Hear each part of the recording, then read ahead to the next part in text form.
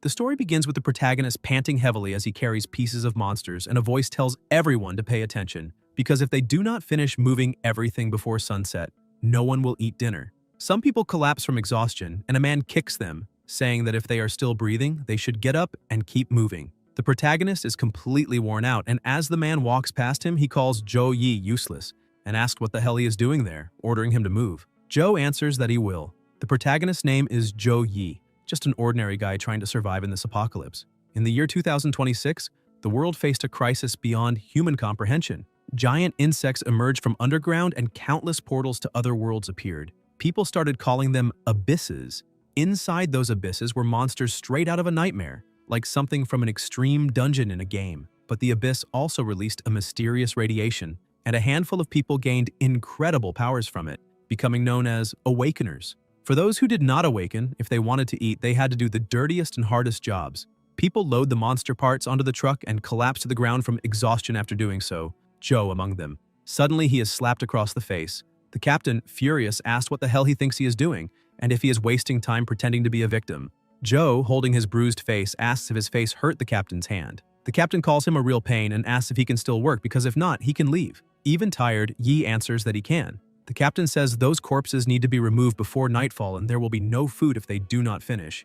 Joe replies not to worry, that he will get it done. Suddenly, the pressure in the air grows intense, and Joe wonders what that was. Was it an earthquake? Ahead, a giant insect is still alive. Yi stares in shock, and the captain says there is one still alive. Everyone starts screaming and running. The captain spots Joe running and heads toward him, thinking running will not save them. He grits his teeth as he runs after him and shoots him in the leg. Yi realizes it and looks back. The captain is holding a pistol. He just shot his leg. The protagonist falls to the ground screaming in pain while the captain runs off laughing, saying that is what the weak are for, to be bait. Joe, lying on the ground, realizes now the captain left him behind as bait so the others could escape. He just wanted to survive and wonders why it is so hard. Someone like him, weak and powerless, was doomed from the start. Yi closes his eyes as tears fall. Then a small insect crawls onto his hand and he says that in a world like this, maybe only cockroaches have it easy. They can eat anything while he struggles every day just to find food. They are practically immortal. Not even abyssal radiation could wipe them out. If there is a next life, being a cockroach would not be so bad. Then multiple notifications appear. Human transformation initiated. Evolution system activated. First reconstruction attempt failed. Second reconstruction attempt failed. Third attempt failed. And after 1,599,999 reconstructions, success. Joe wonders if it is done. He raises his hand and what he sees is not human. There is a mirror nearby, and when he looks at it, he realizes he has turned into a cockroach and panics. He asks if that is really him, if he truly turned into a cockroach, and if he now has 2 extra arms, they seem like they have always been there. Not even strange. The only odd thing is the muscle on his back. Joe wonders what is happening and tells it to stop, until he collapses and notices that when he tenses the muscles on his back, his wings move on their own. If he had known wishes before transformation were so powerful, he would have asked for something better. A voice calls him an ungrateful human and asks how he dares mock the blessing of the cockroach god, saying that in 5,000 years, he is the first human to pray for its power, and it was about to give him the strongest abilities, now asking if he regrets it. The protagonist thinks those online novels were not lying after all and calls it father, asking it to wait and forgive him, taking back what he said. The insect beside him stares and disappears. The system notifies shutdown, the cockroach god does not like him, and Joe thinks he just activated his cheat code. Over the next 10 days, Yi tries to summon it again, but realizes no matter what he does, the system does not return. The cockroaches around him ask what he is doing, and he realizes at least now he can understand their language. On the first night, Joe thinks that joking about becoming a cockroach was one thing, but actually being one is disgusting. He looks around and realizes his companions, the other cockroaches, are even worse. Nearby, some cockroaches are eating, and one notices him and rushes over, telling him to eat while it's fresh because there are some newly dropped feces there. Yi yells for it to stay away from him, but the cockroach insists, saying he shouldn't be shy, that it likes his sauce and he can have that piece. The protagonist strikes it and says he told it to stay away. The cockroach falls to the ground and says, "That hurt." Joe apologizes and says its breath smells like poop, asking if it could finish somewhere else before talking again. On the 5th night, Yi lies on the ground thinking, damn genetics. Even poop is starting to smell good. He needs to find food soon or he might actually sleepwalk into a pile of dung. Sealed plastic prevents normal cockroaches from smelling food, but not him. Based on his human knowledge, there should be something edible in that trash heap, and he wonders if it's only 3 years expired. The system notifies that it found an expired egg tart, approximately 385 edible calories. The protagonist finds it disgusting that it's 3 years old, but Joe, even with his head down, goes to the tart and starts eating, saying it smells amazing, that humans couldn't eat it, but for a cockroach, it's a feast, exactly what he truly wanted. On the 10th night, the cockroach god still hasn't returned. Yi thought becoming a cockroach would make the apocalypse easier, but reality hit hard. He is miserable and even considered ending it all, but as a cockroach, he can't die from falling, drowning, or even poison. His only option is to find a predator to eat him. Yi says it's too painful, just imagining it makes him tremble, and he decides to keep living. Fortunately, cockroaches are social insects, so if he can dominate a colony and become king, he'll have a better chance to survive. The protagonist thinks who needs a system when with his human intelligence he'll prosper anyway, then looks at a fat one nearby and says he sees potential in him, asking if he wants to form a team. The fat one replies that he can't even grab fresh poop. Joe thinks that in this world power isn't about living comfortably, it's about being seen as someone who thrives, and he just needs a chance to prove his worth. On his 20th day as a cockroach, that chance finally comes. A voice says that from today they will move to a better place to feed, and whoever wants can follow or stay there, waiting for predators to eat them. The fat one, with tears in his eyes, asks if the poop ran out, and Yi thinks he swears these are the worst cockroaches he has ever led. The fat one shouts that he's scared to leave, and Yi tells him to shut up, wondering why everyone looks terrified and if cockroaches are really that lazy. The big one asks if anyone will volunteer to scout ahead and tells them to stop staring at the ground. All the cockroaches look miserable, and the protagonist thinks to hell with these insects. He doesn't even need their poop to survive. The system notifies that the cockroach god says if he accepts this mission, he may forgive him. Joe raises his hand and says he volunteers to lead the attack. The fat one says he's really brave, and Yi smiles, thinking his cheat code is back. They head to another place, and the protagonist asks if they just have to cross that barrier, saying it looks easy. The fat one asks if he knows what that is and says that every time food runs out, the big cockroaches send the small ones to explore new places, asking if he knows what's out there, saying it's an all-you-can-eat buffet for predators. He warns that they can't afford to die. Joe is startled and asks if this is a suicide mission, wondering if the cockroach god is mocking him, sending him to die as a sacrifice, and says he needs to back off, asking to wait, that there's another way to find food. The fat one is crying a lot and someone appears behind them. It's the cockroach god who asks where he thinks he's going, saying that beyond that barrier there are monster corpses waiting to be eaten, and whoever gets there first will be served. Yi wonders if cockroaches evolved to eat interdimensional monsters and says he's on a diet and they can go ahead. The cockroach god stares at him and makes a move, choking him and saying that if he doesn't want to explore, then the brats will come for dinner. The protagonist thinks that even as insects, they still can't escape survival of the fittest. When he was human, his team was sent to hunt for food because they were weak. No one was irreplaceable. The cockroach god says that searching for food is a privilege and that they should thank him for giving them a chance to survive. Joe is thrown to the ground and the cockroach god steps on him. Yi trembles all over and thinks he needs to get his cheat code back. Being able to eat anything is not enough. He needs to become stronger. Later, somewhere else, the cockroaches keep walking across the area and the protagonist tells his brothers to spread out and move forward, and if anything happens to alert the group. Joe pushes his partner's hand away, telling him to stop clinging to him, and the fat one says he is scared. They stop and look ahead, and Yi wonders if that place is near a river and why there are wave barriers there. The bigger cockroach says they are halfway through and nothing has happened, and the cockroach god says they can't let those brats take all the good stuff, that they will fly over it, and if there is danger, the little ones will be eaten first. The protagonist says that they fly so well and still made them scouts, calling them cowards. The fat one looks back and sees the eye of some kind of beast.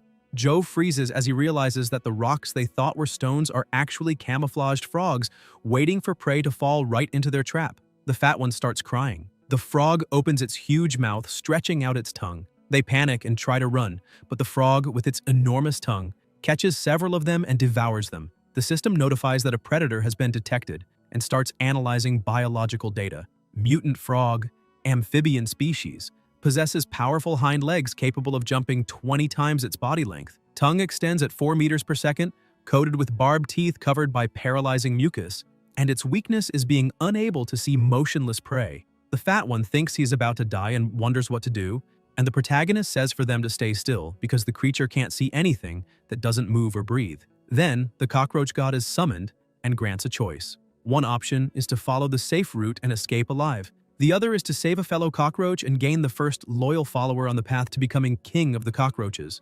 Joe wonders how he can become king if he is about to be finished, and thinks that the choice is obvious. Yi looks back and sees his partner crying in despair, truly terrified, and remembers now that at that time, the thing he most wished for, the thing he never dared to dream, wasn't to become a cockroach but for someone to turn back and save him. Even in the apocalypse, even when the end was certain, he still longed for someone to save them. The protagonist pulls the fat one and starts flying, telling him to stop eating so much poop, that he is going on a diet from now on. The fat one smiles wide and says he loves him, and Joe tells him to shut up, saying his breathing is distracting. Then they notice something. They're about to fall into a frog's mouth. Yi looks to the side and throws his partner away. The fat one calls out to him, and the protagonist is devoured by the frog. The system notifies that he passed the cockroach god's test, that his altruistic spirit moved the god. System access has been restored, and a new trait has been unlocked: Devour all things. Trait activated: Devour all things. New abilities acquired: Sticky tongue and acidic mucus, absorbed from the mutant frog. Then the frog explodes, and more notifications appear about a special reward. A human foot begins to emerge from green slime, and Joe regains his human body. The sealed body has been unlocked, and Yi becomes excited.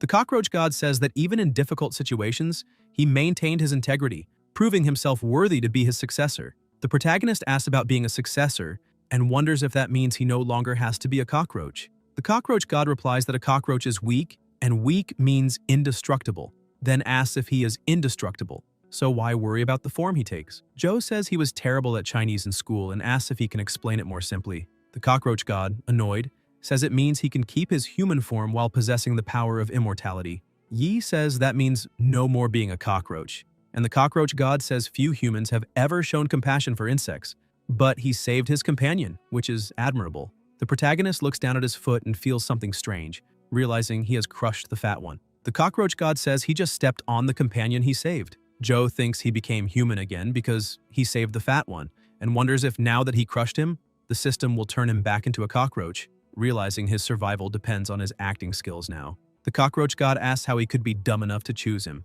Yi starts crying while holding the fat one in his hand, asking how he will survive this, saying he raised the chubby guy himself, fed him poop until he got fat and now lost him. That fate is mocking him, begging fate to take him too, asking how he is supposed to live. The cockroach god watches and thinks their bond is deep. Maybe he judged wrong and tells him to stop crying, saying the fat one has not lost his life and, to be precise, he cannot be finished. As his guardian, as long as the king lives, he will revive endlessly. All it takes is to eliminate a few mutant monsters to recharge energy, and he will return to life. The protagonist thinks he was going to spare the frogs, but now that is impossible, and today he will make sure they all remember the terror of being dominated by a human. Then a frog jumps on his body, hitting him, and Joe asks if it thinks it is Commander Levy fighting giants. The cockroach god warns him to be careful because that mutant frog is dangerous. Yi looks at his own hands covered in corrosive mucus and starts screaming. The frog watches his naked body, thinking he's a small caterpillar, and then shoots its tongue, hitting him between the legs. The protagonist screams and grabs the frog, saying he cannot even beat a simple mutant frog. The cockroach god replies that of course he cannot, because the frog is using his abilities to fight while he just flails around. Joe asks about his abilities, and the cockroach god explains that the trait he gave him is called Devour all things, and that he can eat anything to gain immunity, and if he devours everything, he will ascend to godhood. Yi thinks that is cool and asks if he can cook first. The cockroach god stuffs the frog into his mouth and tells him to eat it raw. Yi desired power, but the moment his tongue touched the frog, more than 10,000 taste buds screamed in agony. It was revolting. The protagonist vomits and says he cannot do it, and the cockroach god says that if he does not, he will lose his life, as he is already surrounded. Several frogs approach, and Joe, desperate, asks to wait and wonders why he is even complaining, since before he worked himself to death and could not even eat, and now food is literally being served to his mouth, questioning why he is still whining. Yi devours the frog, and the system notifies that Devour all things has been activated, detecting creature traits. Trait acquired: corrosive mucus. Trait acquired: frog jump and elastic muscles. The protagonist leaps and says their tricks are useless now, it is his turn. Joe starts striking the frogs with his abilities easily until a very bright light is emitted. Yi covers his face with his hand and a voice says they found a naked weirdo doing unspeakable things with frogs. The protagonist looks and realizes it is the extermination squad. He had heard of them in his past life. They are the strongest resistance force of humanity in this apocalypse. Each member is an elite awakener, hunting monsters on the surface and in the depths of the abysses, tracking new ones in real time and maintaining order around the cities. It is said that people living under their protection have already returned to a peaceful life before the disaster. If he met a patrol here, that must mean something, and he asks if they are there to rescue him. Then Joe is hit across the body with a sedative and falls to the ground. The team says the target has been confirmed and they can prepare the capture. Yi raises his hand and says to wait. The protagonist gets up and the system notifies that elastic muscles have been activated, allowing him to freely control every muscle in his body, dodging attacks with agility. The pressure grows more intense, and one of them says the target is dangerous. Everyone must get into combat position. Joe says to wait and hold on, that he is not a bad guy and they should let him explain. The men are told to aim until someone shouts to stop, and the captain says to capture him alive. Yi asks if these people cannot understand human speech, until motorcycles approach with riders on them, circling the protagonist with ropes in hand. They throw the ropes, pulling him by both feet, both hands, and his head. Joe shouts and struggles to break free. Looking to the side, the corrosive mucus activates, secreting a highly corrosive fluid on the surface of his skin. The captain observes as Yi manages to break free, making the riders fall. The captain smiles and asks if he is also an awakener. The warriors chase after him, shouting not to let him escape until one grabs him by the waist, but the protagonist slips out. The warrior's hand starts releasing mucus, and he says, "That is interesting," until someone moves quickly, jumping near Joe. But even so, Yi runs even faster. The warrior tries to hit him by any means, but the protagonist dodges and wonders where his cheat code is, and the system activates trait, Frog Jump. Joe thinks that was a success and keeps running, asking if they think they can catch him until he feels something wrap around his ankle. It is the captain, asking if he really thinks he escaped. The protagonist grits his teeth, and the captain pulls him with her chain claws. Joe is bound by ropes, and the captain moves swiftly, placing her foot on his head and asking how many that makes now. The captain gets on her motorcycle and starts riding, while Yi is dragged across the ground. The protagonist begs to be spared. In the fortress city, a voice announces that Vice Captain Eileen has returned and orders the gate to be opened. The captain tells them not to open it too wide. They don't want any monsters sneaking in. She slips inside while Joe screams. Inside, Yi puts on some clothes with his hands bound, saying he's completely harmless, that it's the apocalypse and being naked shouldn't be a crime, asking if they really have to go this far. A worker beside him says this guy actually talks and is definitely different from the last ones. Eileen tells them not to lower their guard since just last week, 12 unidentified refugees appeared with the same story.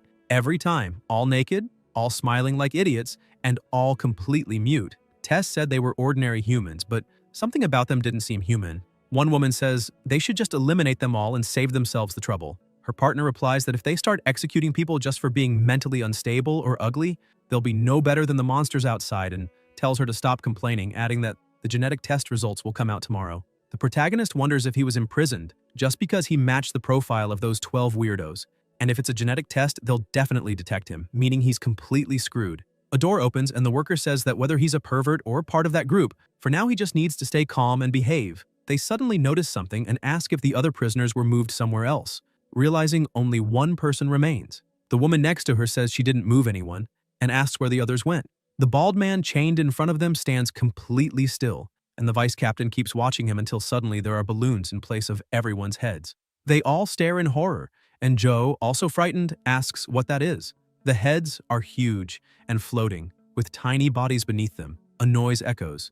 It's the bald man behind them roaring. His head begins emitting strange particles. It splits open and transforms into a monster. Everyone stares in confusion as the creature lunges forward, its body covered in glowing particles, capturing everyone around. The captain sees a particle rushing toward her but manages to dodge it quickly, saying that must be its true form. The trapped workers are panicking as bubbles spread all over their bodies, even over the protagonists, who wonders what the hell is happening. The system notifies that he has been parasitized and the monster begins saying it wants her body. Eileen wonders if it can talk and thinks it's interesting. She's never seen a species like this before. The people tangled in its particles start convulsing and the vice captain shoots her web, moving toward it. She thinks fighting parasitic-type monsters is always a pain. She can't just rush in and punch. Her abilities are practically useless here, and she doesn't even have any magic crystals with her. Then she spots something beside her, a blade. She grabs it and thinks there's still hope. The monster notices and places the two workers in front of it. Eileen aims, throws her web with the blade, and when she realizes it'll hit one of the workers, she stops the weapon. The monster calls her a coward, and the protagonist says he can't eat fast enough. It's still piercing him. Bubbles cover his entire body, and the system notifies that he has devoured parasitic spores, gaining a new trait. Resistance to parasites, resistance increased. The vice captain asks if he's insulting himself now, calling the monster a coward who hides behind hostages. The creature says it's useless, and Eileen asks if he's sure about that. She aims precisely and slashes with the blade. The beast starts screaming. She thinks it's exactly as she expected. The real body is weak, which is why it needs host to protect itself. The workers are struck as well. Eileen doesn't understand at first, and the monster asks if she heard it, saying it will simply transfer to them. The vice captain becomes angry, and the monster asks if she's been infected too, until Eileen notices something. Her own hands move by themselves, and she realizes she's no longer controlling them. The vice captain starts strangling herself, and the monster says it won't give her the chance to purge the spores. Then it notices something. The hand stops.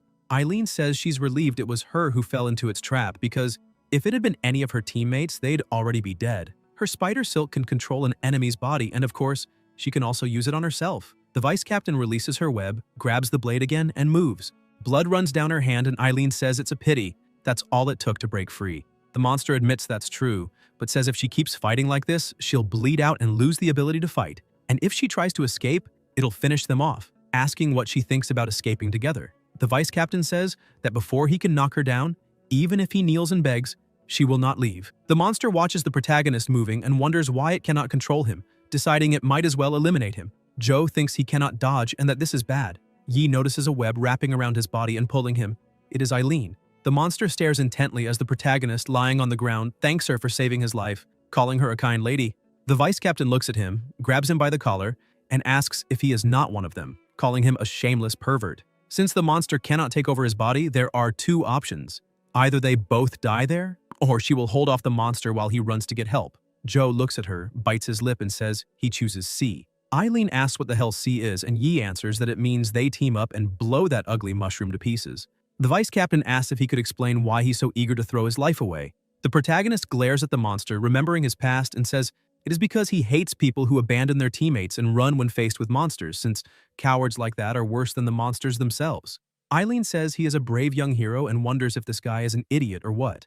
Joe thinks that actually the system said the monster's real body is weak. If he is immune to parasitism, he can defeat it easily, and with that victory he will definitely earn a safe place under the extermination squad's protection. The monster says that even in battle they still think about impressing the opposite sex, calling them pathetic creatures. It releases several particles and tells them to die. Yi says that since she can also control bodies, she needs to hurry and take control of him so he can fight. He's not afraid of being parasitized, but also does not know how to fight properly. The vice captain releases her webs to control his body and tells him to listen carefully. She cannot guarantee his safety. She begins controlling him and orders him to move forward, so the protagonist charges. The monster asks how he cannot even dodge the tentacles and how he dares to break through its combat puppet. Eileen keeps controlling him with her threads. Joe moves quickly, trying to grab one of the women. The woman screams, and the vice captain orders him to crush it. Yi pushes forward, the pressure growing more intense. The protagonist slides under her leg, flipping to dodge attacks, and the monster says he is moving faster now and asks if she is controlling him. Eileen says she thinks he has a bit of a brain after all. Joe rushes with his fist clenched. The monster moves quickly, putting up its defense, saying he's too weak to break it. Yi keeps his fist tight, and the system notifies that traits have been activated. Elastic muscles activated. Corrosive mucus activated. The protagonist lands a direct hit, creating a massive impact. The monster screams, and Eileen realizes he had hidden extra abilities. The monster has a chunk of its body torn off and shouts that it is impossible, that he is too strong. Joe stares confidently, and the monster thinks it is not over yet, that it cannot kill him but can still transfer the damage. Then the monster notices something and asks why its wounds are not healing. The vice captain manages to grab the two workers and says she has already extracted all the parasitic spores from him. She crushes what she is holding and says she cannot wait to see how he looks all sliced apart. The monster stares as the floating giant heads start exploding. They watch as the monster screams, loud noises echoing all around. Its body begins to shift and expand, taking on a new form. The monster roars and says he is the first human to see this form and hopes he will not disappoint him. The monster closes its fist, preparing to strike, and the vice captain thinks he is so fast. Eileen is thrown away, crashing against the wall. The protagonist watches as she hits, and the vice captain realizes how strong it is, that this is on a completely different level than before. The monster's hand reaches her, pressing her against the wall with heavy impacts, then throwing her across the room. Eileen is severely injured. The monster stares down at her and says that it just hit her, and it was him. Joe thinks this is bad. The monster charges toward him to attack, and Yi is hit directly, slammed into the ground, badly injured. The system warns that all bones are broken and internal organs critically damaged. Fatal wound detected. Immortality trait activated. Complete regeneration in progress. The protagonist says he is being finished off and will lose his life for real. The cockroach god tells him not to move because if he takes another hit like that, it cannot guarantee saving him. Joe only pretends to be dead and thinks for his older sister to hang in there, that she has to win. The monster watches with a grin, saying he is far too weak. Then he hears a cracking sound. The vice captain moves toward him to strike. The monster grabs her leg and wonders how this happened. It keeps swinging her around, slamming her against the floor, the walls, and even the ceiling. Eileen is badly injured and the monster says she tied him up with that thing. The beast grabs an iron chair and smashes it against her back, throwing her away again. The vice captain coughs and realizes both her legs are broken, thinking at least her arms should still work. The protagonist lying on the ground wonders if even the vice captain of the extermination squad cannot defeat that thing. Then who possibly could save them? Then someone calls out. It is the worker lying on the floor telling him to tell the vice captain to unleash all her power. The woman shows the crystal in her hand. Joe looks at it, picks it up, looks ahead, and wonders how the hell he is supposed to get that stone to her. The cockroach god says that if he pushes his endurance and muscle elasticity to the limit and charges forward, he might find an opening. Based on his calculations, the maximum success rate is 10%. Yi asks if that is the best chance he has and says that is basically a death sentence.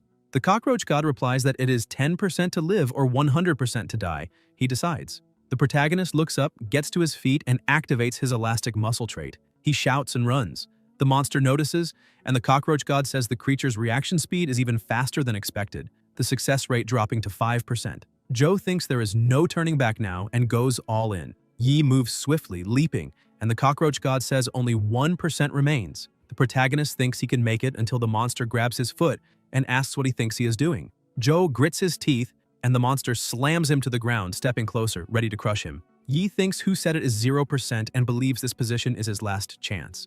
The protagonist throws the crystal toward her, and a moment later the monster stomps on Joe, saying he is far too weak. Then the beast notices something. It says there is a problem. The monster cannot hit him because a barrier is blocking it. The creature looks and realizes it is spider silk, recognizing it belongs to that woman. The vice captain says he really risked his life just to bring her that magic crystal, feeling deeply moved. Eileen spreads her web all over the monster's body and slams it to the ground. Joe summons his weapon, the unfogged snow spider sword, and tells the monster to lose its life. A loud sound echoes. The vice captain looks shocked.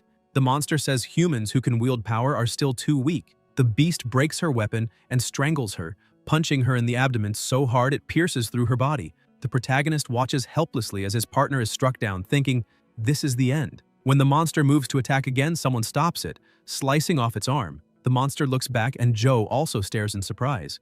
A warrior is holding Eileen in his arms and the monster asks who they are. The warriors glare back. A woman notices the two fallen workers and says, this is bad. Their organs, bones, and flesh are a mess. This is Haley, the extermination captain of Squad 10, who says treatment must start immediately. Captain Philo tells her not to worry, that no monster will get past him to harm her. Corey Virion says it is fine, that he will play with that monster for a while, remarking that it is rare to find one that can actually speak. The vice captain says that monster is different and warns him to be careful. Corey replies for her to relax, saying he is also different himself. The captain orders both to be quiet since she needs complete silence for the treatment. Haley, with a crystal floating between her hands, summons herbs and uses runic resurrection. The wounded are placed atop a giant flower and the protagonist wonders if those are flowers, thinking it feels so warm, like soaking in a hot spring. Joe is almost fainting, and the cockroach god tells him not to pass out. An adrenaline injection is applied, a syringe plunging into Yi, who shouts that it burns, and Haley wonders why it should hurt. The cockroach god comments that he is a lucky child and tells him to open his eyes and witness the greatest power of this era. Corey says he himself is the supreme commander of the Extreme Squad and that since the monster understands human speech, they will have a little chat. The monster replies that it does not talk to food.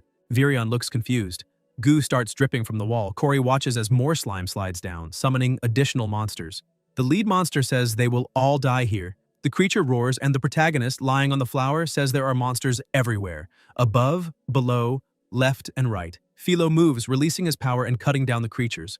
The pressure grows stronger, and Joe says that the wind is forming a cyclonic barrier. The captain states that he can contain the monsters, but she will have to handle the blood alone. The captain agrees. Yi wonders if this is the power of a captain-level awakener. The monster says it is not bad they managed to delay 2 captains, but now they will deal with him first.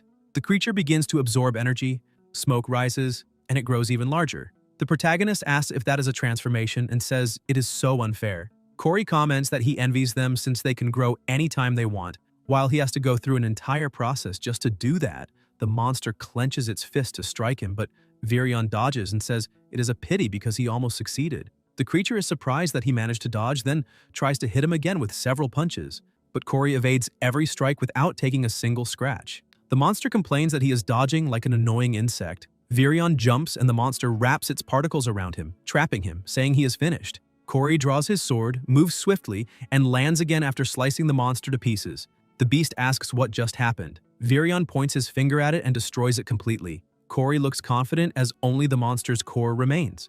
Virion picks it up, places it inside a transparent container, and says he did it. He just captured the first talking monster in history, and asks if he can give it a name or something. The captain tells him to stop joking around, and that he should be thinking about how to explain the destruction of the new research facility to the council. The protagonist watches and says that power is incredible, and the cockroach god asks if he now sees the difference, saying he can finally faint. Later, in another place that looks like an apartment, Joe wakes up and wonders where he is. Yi panics when he realizes he is inside a bathtub and asks why he is there. The protagonist looks around confused and notices someone bathing beside him, asking what the hell is going on. The vice captain asks if he finally woke up and says that the genetic test results have not arrived yet, and technically he should have stayed imprisoned for one more night. But since the prison was destroyed, she had to bring him home under her supervision. Joe asks if they really have to be so naked and wet together, and Eileen replies that for someone so shy, there is only hot water available at the moment, asking what exactly he was imagining. She thanks him for earlier, asks his name, and says they should get to know each other. Yi blushes upon seeing that she is completely naked. The vice captain tells him to come closer. She steps into the bathtub with him and asks him to turn around and lie down so she can check his wounds.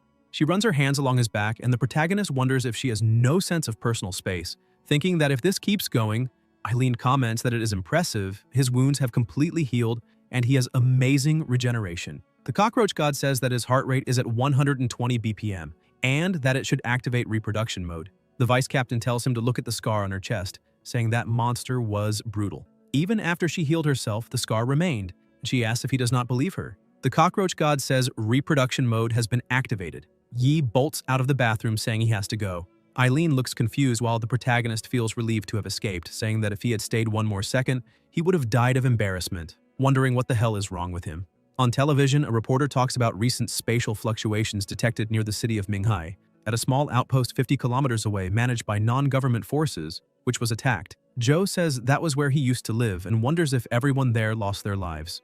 More notifications appear saying that when the extermination squad arrived in response to the distress signal, the entire outpost had already been abandoned. Yi says that if he had not left, he probably would have been finished too. The reporter reminds citizens that abysses are portals to realms of other worlds, and that if they detect one, they must report it to the authorities immediately. The cockroach god tells him to stop overthinking, that life is not that complicated, and that, anyway, he has good news. His crushed friend, the fat one, is back to life. The protagonist asks about the Imperial Guard, and the cockroach god replies that from now on the fat one is immortal. No matter how many times he is crushed, as long as Joe lives, he will always return. Joe says that sounds a bit overpowered and asks if a cockroach that never dies can really be a guard. The cockroach god explains that the fat one can also level up and that right now he can share vision with him. Yi clicks on Summon Fatty, the system begins to move, and when the fat one is summoned, he says he missed him so much. The protagonist smiles when he sees him, and the fat one comments that he looks kind of ugly now,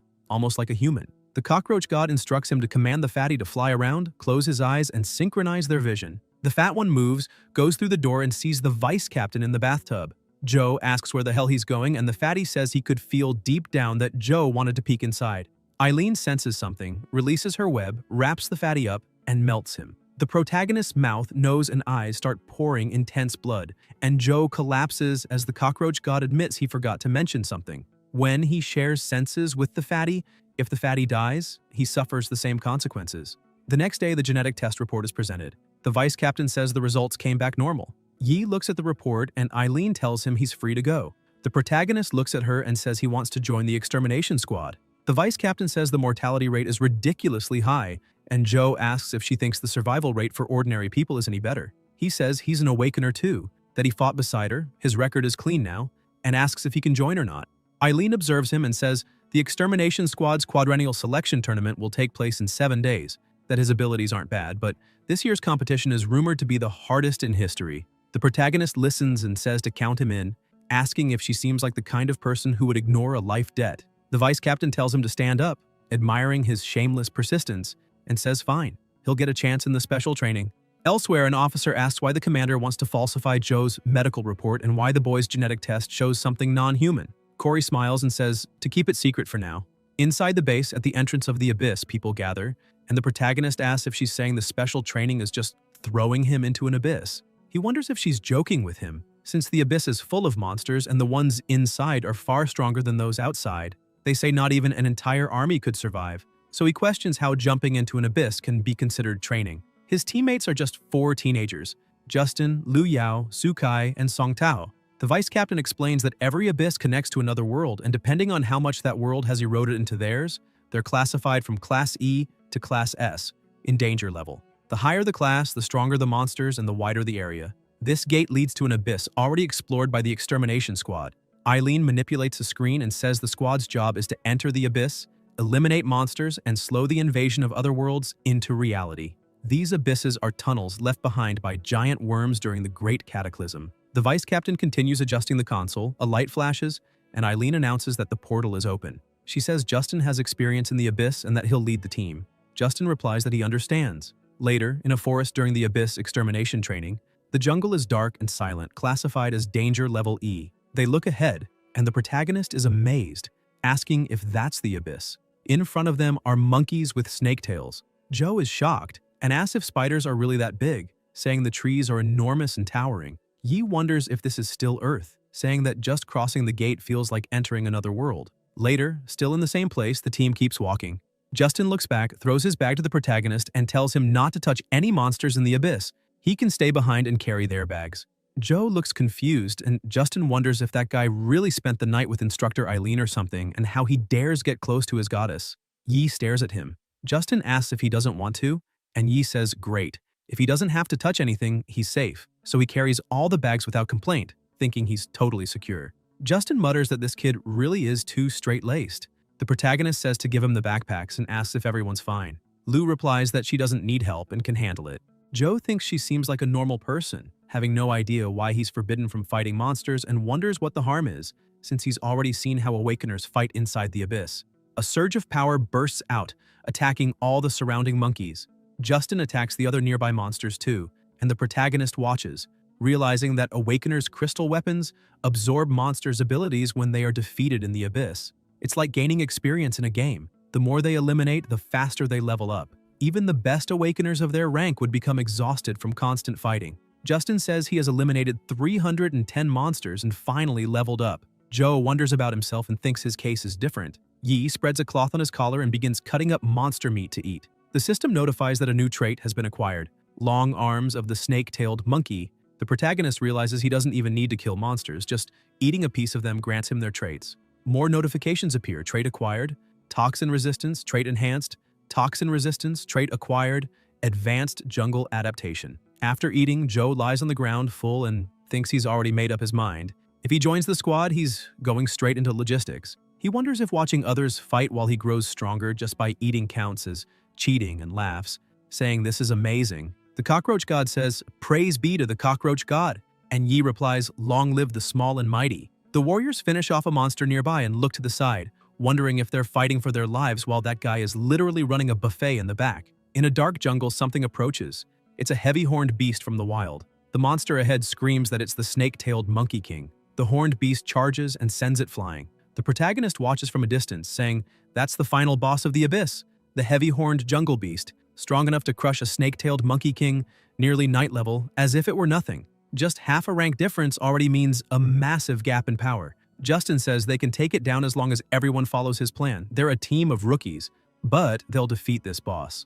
Joe stands still, remembering the vice captain's warning that if he got hurt, crippled, or worse, for ignoring orders and attacking recklessly, and health insurance wouldn't cover it, so he says he's out. Justin gets angry and says no one needs him anyway, telling him to go sit in the safe zone and watch their bags. Lu watches, and Justin shows the map with the spot where he should stay. Yi walks away, wishing everyone good luck. Su and Song smile, and Lu asks if the spot he was sent to isn't the ambush point for the final battle. Justin answers that's exactly it, and that he's already planted explosives in the 4 backpacks Joe is carrying. Once the boss locks onto him, they'll detonate them, then move in to finish whatever's left, all at the cost of a useless teammate. Lou asks if that isn't a bit extreme until she notices something. Justin's holding his sword to her neck, telling her to drop the sympathy, warning he'll only let this slide once.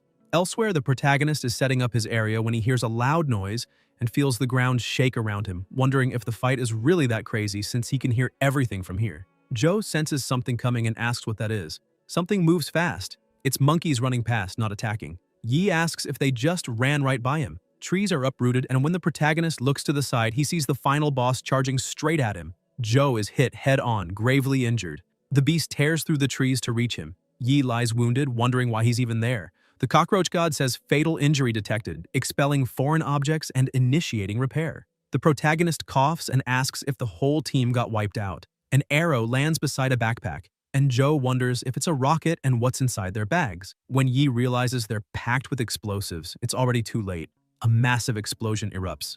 The protagonist thinks he's been abandoned again, used as bait. The explosion consumes the area and the team watches from afar. Justin laughs and asks if they saw his face at the end, saying it was priceless, and that once the flames fade, they'll go down, finish off the boss, and take out 2 birds with 1 stone. Lou's eyes widen, and she tells him to look. Justin turns, confused. The flames die down, the smoke clears, and Joe is standing in the middle of it all, alive. Justin is stunned that he's still breathing. Yi rips the beast's horn from his own body and regenerates instantly. The protagonist, furious, grabs the beast with his bare hands. Justin stares in disbelief. Joe throws the beast aside and shouts, asking if they really think he's that easy to kill.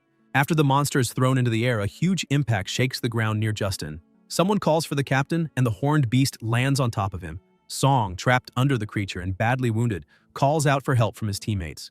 Justin grips his sword and says he's finished, adding that if he doesn't want to die, he should focus on defeating the boss first. Song begs him not to and pleads for help. Justin talks about the explosive arrows that tear through flesh. Song strains himself to attack and manages to inflict several deep wounds across the beast's body. The creature opens its eyes and stands up again. Justin yells, asking why everyone is standing around and orders them to attack. Sukai faces the beast and releases blazing flames, while Lou fires bolts of lightning at it.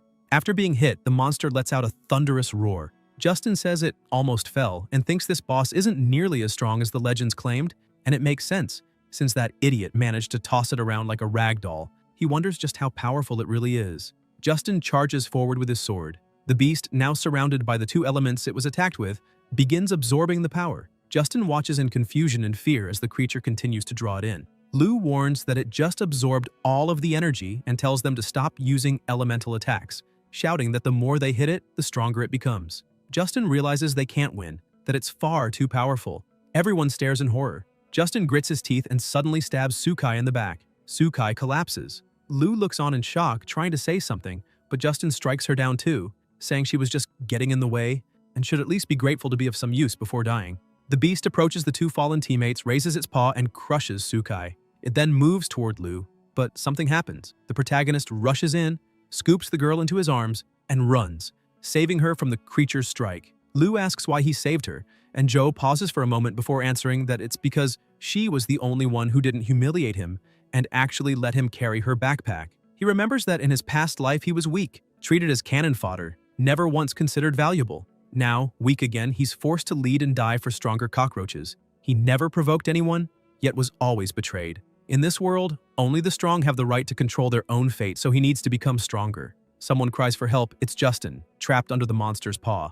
Yi replies that no monster is untouchable and asks if those weren't Justin's own words earlier. Justin tries to say something, but is crushed by the beast. The protagonist, still holding Lou, uses a sleep-inducing pollen. The tranquil flower's pollen causes unconsciousness when inhaled in large amounts, and Joe thinks it's better to keep that secret for now. He lays her on the ground, unconscious, and tells the beast that now it's just the 2 of them, declaring he'll use it as a stepping stone to evolve. The creature doesn't hesitate and charges. Yi stretches his tongue, wraps it around a tree, and swings away to dodge the attack. The protagonist thinks that after absorbing so many traits along the way, it's time to use them. He summons the mantis scythe, formed from the 4 limbs of a tropical forest mantis, capable of slicing prey with ease.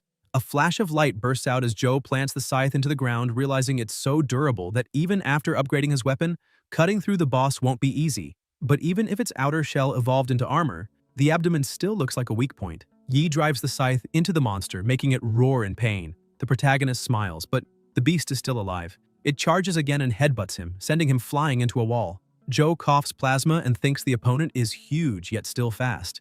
The beast starts channeling electricity through its horn, aiming at him. Yi notices and curses under his breath as the creature releases a lightning blast, causing a massive explosion. Later, in the same place, the smoke clears, the trees are shattered, but the protagonist is gone.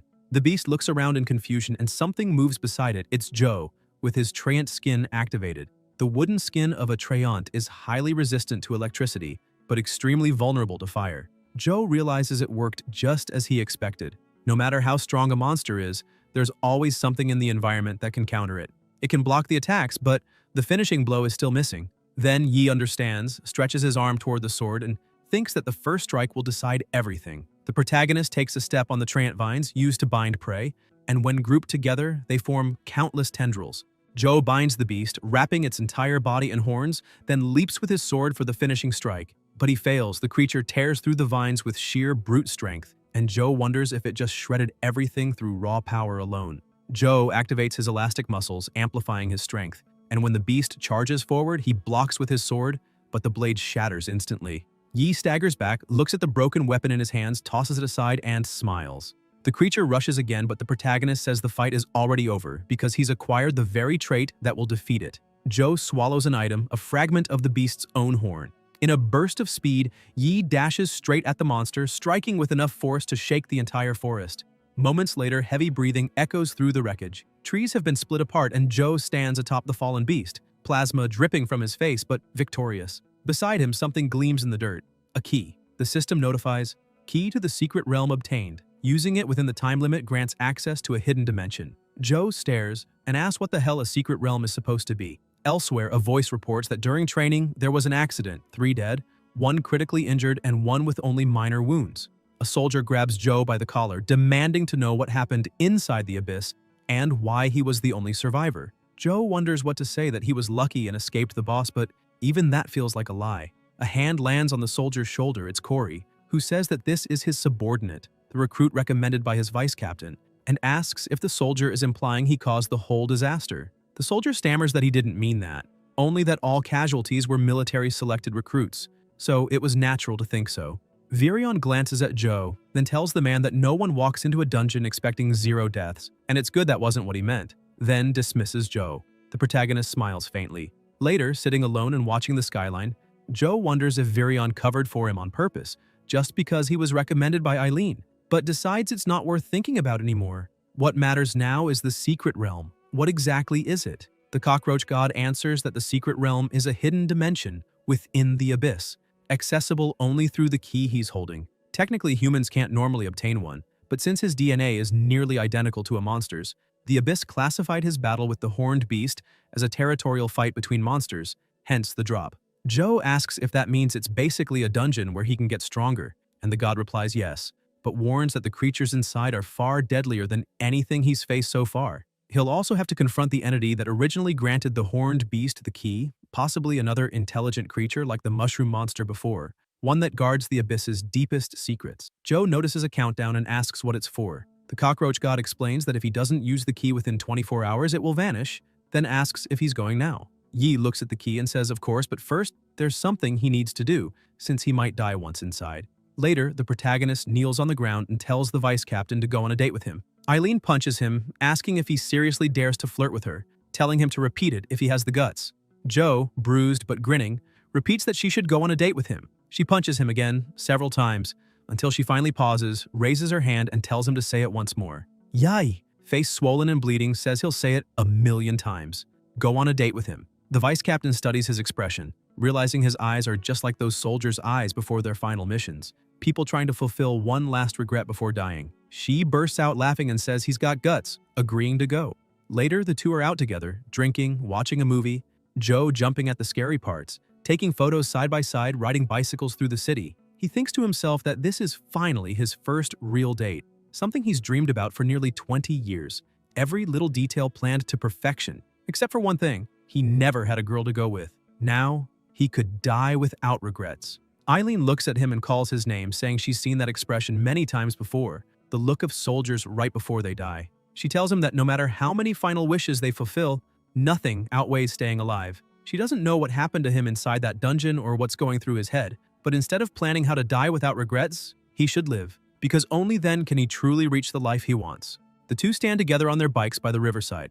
The protagonist looks at her, then at his reflection in the water, smiles faintly and thanks her. The vice captain replies that she hopes next time he'll still have the courage to ask her out again. Then, somewhere else, the cockroach god asks if he's serious, that all he wanted was a date. Joe takes the key in hand and it shatters, releasing a bright light that summons a portal. Yi steps forward, thinking that maybe the god didn't understand, but this is his way of closing the chapter of his past life. The protagonist walks into the portal and it vanishes behind him. Inside, near a dense forest, the secret realm, Darkwood Forest.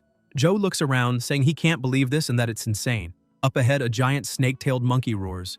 Yi dons his armor and thinks that the old him would have just run. The monkey leaps, reaching out to grab him, but the protagonist dodges and counters, ready to strike from behind, when another one appears and grabs his leg. Joe barely escapes, gritting his teeth as more of them appear all at once. One of them catches him, slamming him down and slicing him in half. Part of his body lands against a tree. Gasping for breath, the system notifies. Sleep-inducing pollen activated. Smoke spreads, and the pieces of Joe's body regenerate as the immortal trait activates. He thinks these monkeys are only slightly weaker than the heavy-horned ones, but there are too many of them. Without Little Strong's undying trait, that last blow would have killed him for good, and he can't win head-on. Then Yi gets an idea. Since the environment in the secret realm is similar to that of the abyss, that must mean there are also predators that hunt these monkeys. Perched high in a tree, he watches them below, activates Frog Jump, and thinks that if he can lure the monkeys into predator territory, he still has a chance. Joe starts leaping from branch to branch, the monkeys chasing him from below. As he keeps jumping, one grabs his leg and grins, but Joe activates corrosive mucus and slips free. Then he notices something: spider webs. He grins, realizing he's found it. Ahead lies a massive hunter spider, classified as a guardian. Yi changes his form, summoning wings, and hides behind a tree as the spider senses movement. He thinks that if he distracts the hunter, its natural predator won't target him. Good thing he's absorbed so many traits from corpses already. Then he looks ahead and sees the monkeys getting tangled in webs. The spiders rush in, their energy flaring as they attack, stabbing with sharp claws. The monkeys scream as venom floods their bodies, dropping instantly. From afar, Joe watches, thinking the snake-tailed monkeys are being dominated by their natural predator, but hunter spiders usually target isolated prey. And now, a whole troop has invaded their territory. There are dozens of spiders everywhere. Some monkeys still fight back, claws and fangs clashing. Joe thinks that chaos like this is exactly what he needs. Yi dives in, slashing through spiders and cutting monkeys in half with his mantis scythe, thinking that by hitting the stragglers he can balance the battle and make it last longer. The protagonist bites off a piece of a monkey's finger and swallows it, hoping to absorb its traits, but nothing happens. He stares at his hands, confused, until the cockroach god calls him an idiot, asking if he really thought his power was that simple. He can't just bite random monsters and expect to grow stronger. To gain stronger traits, he must devour specific body parts of his enemies, and from now on, the god will mark them for him. The system highlights the biceps of the giant monkey as the target. Joe bites into the muscle and the system notifies, trait acquired, snake-tailed monkey arms upgraded to giant snake-tailed monkey arms. Meanwhile, the monkeys keep fighting the spiders and Joe thinks that in such a chaotic battlefield, he's got plenty of time to keep evolving. The system reports endurance increased, trait acquired, venomous spider sting, trait acquired, paralytic venom, trait acquired, paralysis resistance. Yi smirks, thinking it's his turn to clean up, and tears through monkeys and spiders alike. Later, in another area, the protagonist stands before a massive gate. The cockroach god says that this is the boss's domain. Joe notes that the aura leaking from within is overwhelming. Then he spots something glowing nearby, bones scattered on the ground, and above them, a floating ball of flame. The protagonist grabs it, and the cockroach god explains that it's a secret realm genesis, an ultra-rare magic crystal found only in monster graveyards within these realms. Over the years, they've absorbed the residual energy of countless slain creatures, containing immense power. He can either absorb it all at once, or use half its energy to tear open a rift and escape safely from the secret realm. Joe stares at the glowing orb in his hand and thinks he must choose, play it safe or bet everything for more power. He decides this is his best chance to evolve. If he leaves now, who knows when he'll ever get another opportunity like this. He declares that even if he has to face the boss, there's no way he's running away now. The protagonist steps forward and the world around him bursts into flames. Sitting on a throne of molten rock is the horned beast man, waiting. Joe can't even gauge the danger level, but the sheer presence makes his body tremble. This is the boss of the secret realm. The creature speaks, asking if he's the one who slaughtered its kin. Yi wonders if it's another monster that can talk. If its kin were the heavy-horned beast from the abyss, and realizes these creatures might have their own kind of society now. Suddenly, the boss moves, Flames surge to the sides as it rushes forward, glaring down at him, saying something about how strange this is. Joe activates his giant snake-tailed monkey arms, and the monster growls that the connection to this world hasn't even opened yet, asking how a human managed to get in. Joe wonders what that means. Is it trying to connect the secret realm to Earth? The boss says it doesn't matter and that he'll find out soon enough. He lunges forward, blasting Joe across the field with a single strike. Yi spits plasma as the boss grabs him and slams him against a tree, then hurls him again. The protagonist is badly wounded, but his immortal trait activates, repairing the damage. The boss notices and says his regeneration speed is impressive, almost like one of his own kind, and that makes him interesting. He says he'll open him up and study him. The monster charges again. Joe activates dynamic vision, enhancing his perception and reaction speed. The boss halts for a second, and Yi realizes that although the creature's strength is overwhelming, its attacks are straightforward. He dodges and counterattacks, thinking that close combat gives him the edge. Corrosive slime activates, but the boss smashes him mid-move, saying it's still too slow and that punching feels better anyway. The monster's blow sends him crashing to the ground. Smoke clears, cracks spiderweb across the scorched earth, and Joe lies in them, still breathing. The boss looks down and asks if he's still alive. Yi thinks, thank God for the elastic muscles, they absorbed most of that hit. The creature stares, points its weapon at him, and says, it's bored now. The weapon comes flying straight for him, but Joe blocks it with hardened skin, the defensive hide taken from the jungle's heavy-horned beasts. It self-repairs and offers extreme durability. The boss keeps attacking relentlessly, but Joe blocks again and again. The cockroach god warns him that his hardened skin is melting under the flames, and that he can still use the secret realm's Genesis crystal to escape in time. Yi refuses, thinking he hasn't lost yet. He spots an opening and charges from behind using the monkey fist trait. The pressure grows unbearable. The boss grabs him and slams him into another tree, shaking the entire area. The heat is suffocating. The creature raises its spear and activates a lava jet, hurling streams of molten fire at him. Joe braces, dodging through the flames as they grow hotter and thicker. He leaps with frog jump but gets clipped on the leg, cursing that he can't dodge everything. The system warns, immortality activated, continuous damage detected, regeneration suspended. Joe panics. Even his insane healing isn't working. The boss unleashes an inferno, shouting that he'll melt him into nothing. Yi glares back and says he'll drag him down with him. The protagonist summons the horned beast spear, surging forward and shouting for the monster to go to hell. He strikes. The beast's horn cracks. Joe tries to destroy it completely, but a burst of raw energy erupts as the boss amplifies the flames, engulfing him in fire. Yi collapses, his body burning and torn apart. The cockroach god yells that this isn't a monster he can beat yet, and that he won't just watch him throw his life away. It activates the secret realm's emergency exit, opening a dimensional escape gate. But Joe throws the flaming orb, shattering it to pieces. The cockroach god shouts in anger, and Yi says he made peace with dying long ago. The god falls silent as the broken orb releases a surge of power, spreading wildly around him. A blinding light floods the chamber. The boss freezes, saying what's happening, realizing that power is pouring out like a tidal wave. The system notifies he did not flee from certain death. Second trial of the cockroach god passed. Fighter form unlocked. The blinding light grows even stronger, and Joe's body transforms. He says a new force is coursing through him and asks what it is. The cockroach god answers that the fighter form is a state that lets all of his traits evolve freely. Yi watches the flames closing in as the monster unleashes another lava jet, triggering a massive explosion. When the smoke finally clears, the cockroach god explains that the fighter form armor fuses several traits: the cockroach's carapace, the mutant frog's elastic skin, and the jungle heavy-horned beast's hardened hide. As he continues to gain new traits, the armor evolves further. Even that concentrated lava blast barely scratched its outer layer. This biocomposite armor is solid. The boss growls that no matter what he looks like now, there's no way he could have survived that barrage. A loud crack echoes, the monster freezes. Joe, using the giant monkey arm combined with elastic muscles, launches his counter. The cockroach god explains that in fighter form, he can activate multiple traits simultaneously, chaining them into combos with no cooldowns between switches. Joe grins, saying that combining traits allows him to strike in ways enemies never expect.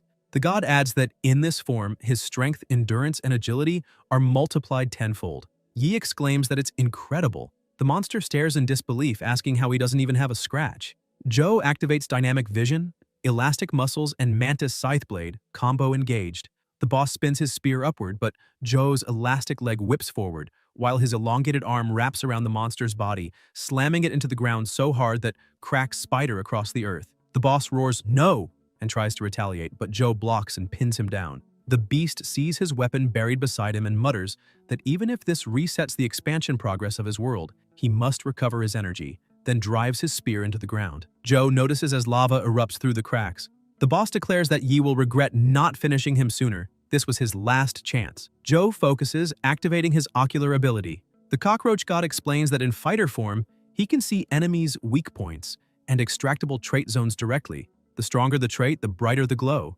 Standing on a small patch of ground untouched by lava, Joe moves fast. The monster, confused, wonders where he went until Yi appears beside him, landing a brutal kick that sends the beast flying. The boss crashes, staring in horror, calling him a real monster. Joe picks something up and swallows it. The creature stands again, announcing that it has regained its strength and raising a torrent of lava, claiming this wave will burn him to ash, that he'll still be the final victor. But Joe throws something ahead, and a surge of molten fire erupts from his own hand. The monster watches, shocked, shouting that it's impossible. Yi smirks and asks if anyone ever told him his horn tastes like chili sauce, saying he loves that flavor. The boss's eyes go wide as he screams for his mother, begging to go home because there's a monster that eats other monsters. Joe laughs darkly, saying that this is the beast's own ultimate move, asking if the boss can handle being hit with it himself. The system flashes. New ability acquired, Horn of the Heavy-Horned Beastman, can be summoned as a spear. Joe calls out his technique, Scorching Sky Spiral Fusion. As Yi charges forward, a sinister smile on his face. Blazing flames spiral around him, consuming the boss completely. Its screams echo until only ashes remain. When the smoke clears, something glimmers before Joe. He asks what it is, and the cockroach god explains that it's a Monster CLE, a rare drop exclusive to Lord-class monsters in secret realms. Using it, registers the monster for the Imperial Iron Guard, allowing transformation into that creature. Joe smirks, thinking that the chubby guy finally has a use. Yi touches the item and it shatters into fragments. The system notifies, Imperial Iron Guard Fatty has obtained the Heavy-Horned Beastman record. The system asks if he wishes to summon the Imperial Iron Guard, and Joe confirms. Fatty is summoned, lands heavily, and complains that he's smaller now. Joe laughs, saying that's insanely awesome. Fatty kneels before him as the system displays his stats, and he stares, asking if that's really him and why he looks so ugly. The cockroach god explains that the Iron Guard's transformation isn't just cosmetic, as he defeats stronger monsters and unlocks new records. His power scales alongside theirs. A nearby tree snaps and collapses, and Fatty reacts instantly, catching and hurling the massive trunk aside with ease. He says he can't fit through doors anymore, but insists they shouldn't think he's useless now. A rumble echoes through the forest, and Joe tells him to calm down, asking if he really thinks he'll stay a cockroach forever. He tells him they're moving out. It's time to see what comes next. Fatty summons his weapon, the spear, and points it straight at his master. Joe blocks as bursts of flame explode from it. Yi raises his hand to shield himself, remarking that even the boss's lava jets didn't burn this hot. The cockroach god explains that Fatty no longer needs to spend energy maintaining the secret realm, so now he's at 100% of his lord form, showing just how terrifyingly strong the Imperial Iron Guard truly is. Joe calls him back and thinks to himself that his most powerful trait, the sharp horns of the heavy-horned beast, has evolved again, now carrying the Molteni attribute. Fatty can transform fully into a heavy-horned beastman, able to fight head-on. He's the ace card, the secret weapon to turn any battle around. Joe risked his life to reach this point. All that remains now is the selection tournament. With these traits and a full-powered secret realm lord ready to fight at any moment, he's confident he can handle whatever challenge comes and secure his place in the extermination squad. 3 days later, in the arena, crowds fill the stands. Joe looks ahead, stunned by how many people have gathered. A voice echoes through the speakers announcing that the Extermination Squad Selection Tournament is the most important event in Nirai City. It's the vice captain speaking. She explains that it's not only for recruiting new squad members, but also serves as a political battleground for power in Nirai. The city's 4 major families each send one representative, and the tournament's winner determines which family will hold the presidential seat for the next 4 years, controlling Nirai's political and military power. The man with the eye patch is Bai Haoyu. He states that the Bai family runs the city's intelligence department and competes alongside other elite operatives. Tony Olaf of the Olaf family is there too, the favorite to win this year's tournament. The military's goal is to turn the extermination squad into a support department under their full command, giving them total control over Nirai's armed forces. Tony declares that this tournament will decide whether the Olaf family secures its 4th consecutive term in power, and everyone knows how high the stakes are. Bai announces that the Bai family will continue to back the Olafs as always. The crowd stirs and begins taking photos when St. Karen User of the Esper Church appears, her first public appearance. According to reports, her power involves hypnosis or mental control, which is why her followers wear blindfolds to avoid direct eye contact. Joe mutters that it makes sense those followers already looked strange. Eileen comments that the church still benefits them for now, since remote regions rely on its influence to maintain order. And their research on espers helps the government understand psychic powers better. Everyone watches in silence as the saint passes. Bai remarks that he never thought they'd actually send the saint herself to compete. Olaf tells him not to worry about her, she's not the target. Their real concern is the one walking up next. A young man in uniform and glasses, around their age, Zhongzhe of the Zhong family. Tony scoffs that the Zhong family couldn't find anyone better and ended up sending that useless young master, suggesting that if they surrender now, they can still keep an honorary seat in parliament. Zhe replies that even if they lose their seats, the Zhong family will never become the military's lapdogs. Bai shrugs, saying that soon, Nirai will only have 3 great families left anyway. Zhou notes that tensions between them are high. The vice captain explains that the Zhong family manages the Esper Technology Research Institute and is allied with the extermination squad, but Zhong himself is definitely the weakest of the 4 representatives. The military's true goal is to help him place well in this tournament, so they can keep the family's seat in parliament and expand their influence further. Zhou promises he'll do his best. Eileen removes her earpiece and quietly asks the commander if he really believes in Yi, worrying that if the military takes full control of parliament, they'll all be in serious trouble. Corey replies that Zhou saved Luo and returned alive from the abyss. That alone proves he's capable, and asks if she doesn't agree. Later, in the same arena, the crowd cheers as vines rise from the ground, forming a giant flower in the center. Captain Haley appears standing atop it, greeting everyone. Welcome to the Extermination Squad selection tournament.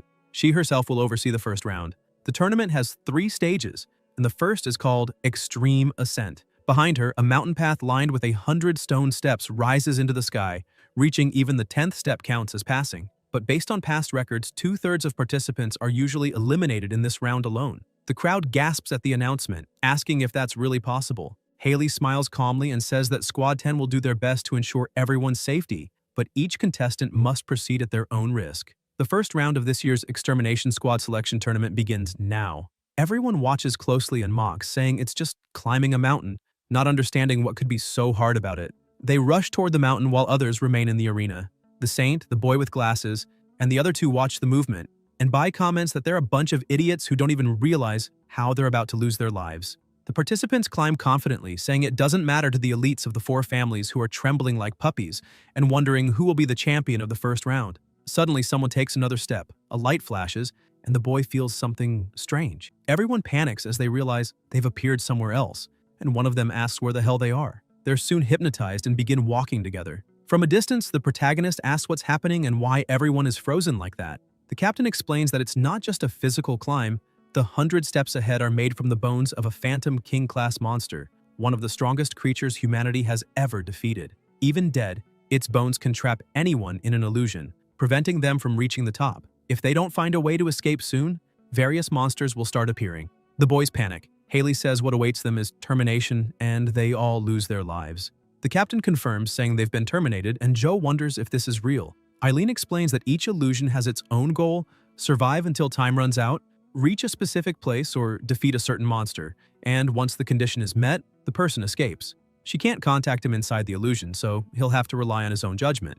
Olaf recalls the mission: to be the one who climbs the highest, and orders them to move forward. Tony takes the first step with his soldiers beside him. Olaf stares ahead as powerful flames surge and a dragon is summoned. Tony smiles, saying this illusion was made to counter his abilities. Olaf thinks he only needs to last 5 minutes and says, Plan 1. Tony and his men form an ice barrier. Olaf smiles, and when Tony snaps his fingers, the ice pierces through the dragon's body, defeating it, and it vanishes. Olaf continues climbing the steps. Corey observes and says it's not bad at all, almost no resistance, and asks if the subordinates are all elite awakened, noting that the military is clearly giving their all to win this year. Eileen thinks he still looks so calm. Virion comments that it's not yet time to be nervous, and the vice captain apologizes. Corey explains that the first 10 steps only serve to filter out rookies who don't fit the extermination squad's profile. For elite candidates, it's just a warm-up. But the higher they go, the harder the illusions become.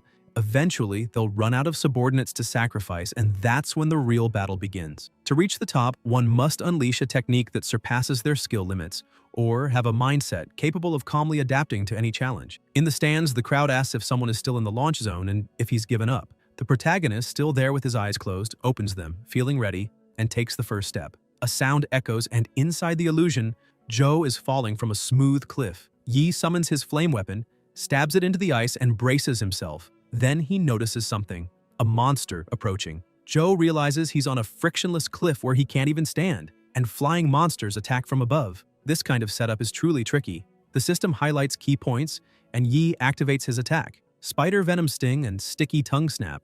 The protagonist advances to fight the monsters with his power, absorbing and defeating the bird. Joe thinks this is nothing, just a warm-up. Yi keeps climbing the stairs and understands that the illusion monsters look intimidating, but their strength equals that of the Grunos from the Silent Shadow Jungle. Eileen's information mentioned that near the summit the monsters reach Guardian class, and at his current level, he can handle them. Another illusion is a labyrinth. The protagonist looks around and thinks that illusions like these always create difficult, unpredictable terrain. If someone ends up in an environment that completely opposes their powers, they're practically trapped. Joe releases flames to clear a path and sees a bright light in the distance. Yi thinks his abilities can adapt to any environment and any place. The protagonist keeps advancing. The boys near the steps ask if he's climbing two at a time, just to show off and say that by starting last on purpose, he really wants to be the main character. Joe continues climbing with ease, and the boys, surprised, complain that it's unfair, calling him a beast. One of them calls him boss and begs to be taken along. The two boys beside him get angry, hit their teammate, and ask who's showing off and if he just called them show-offs. The boy holds his head and begs them not to hit him, saying he was wrong and not thinking straight.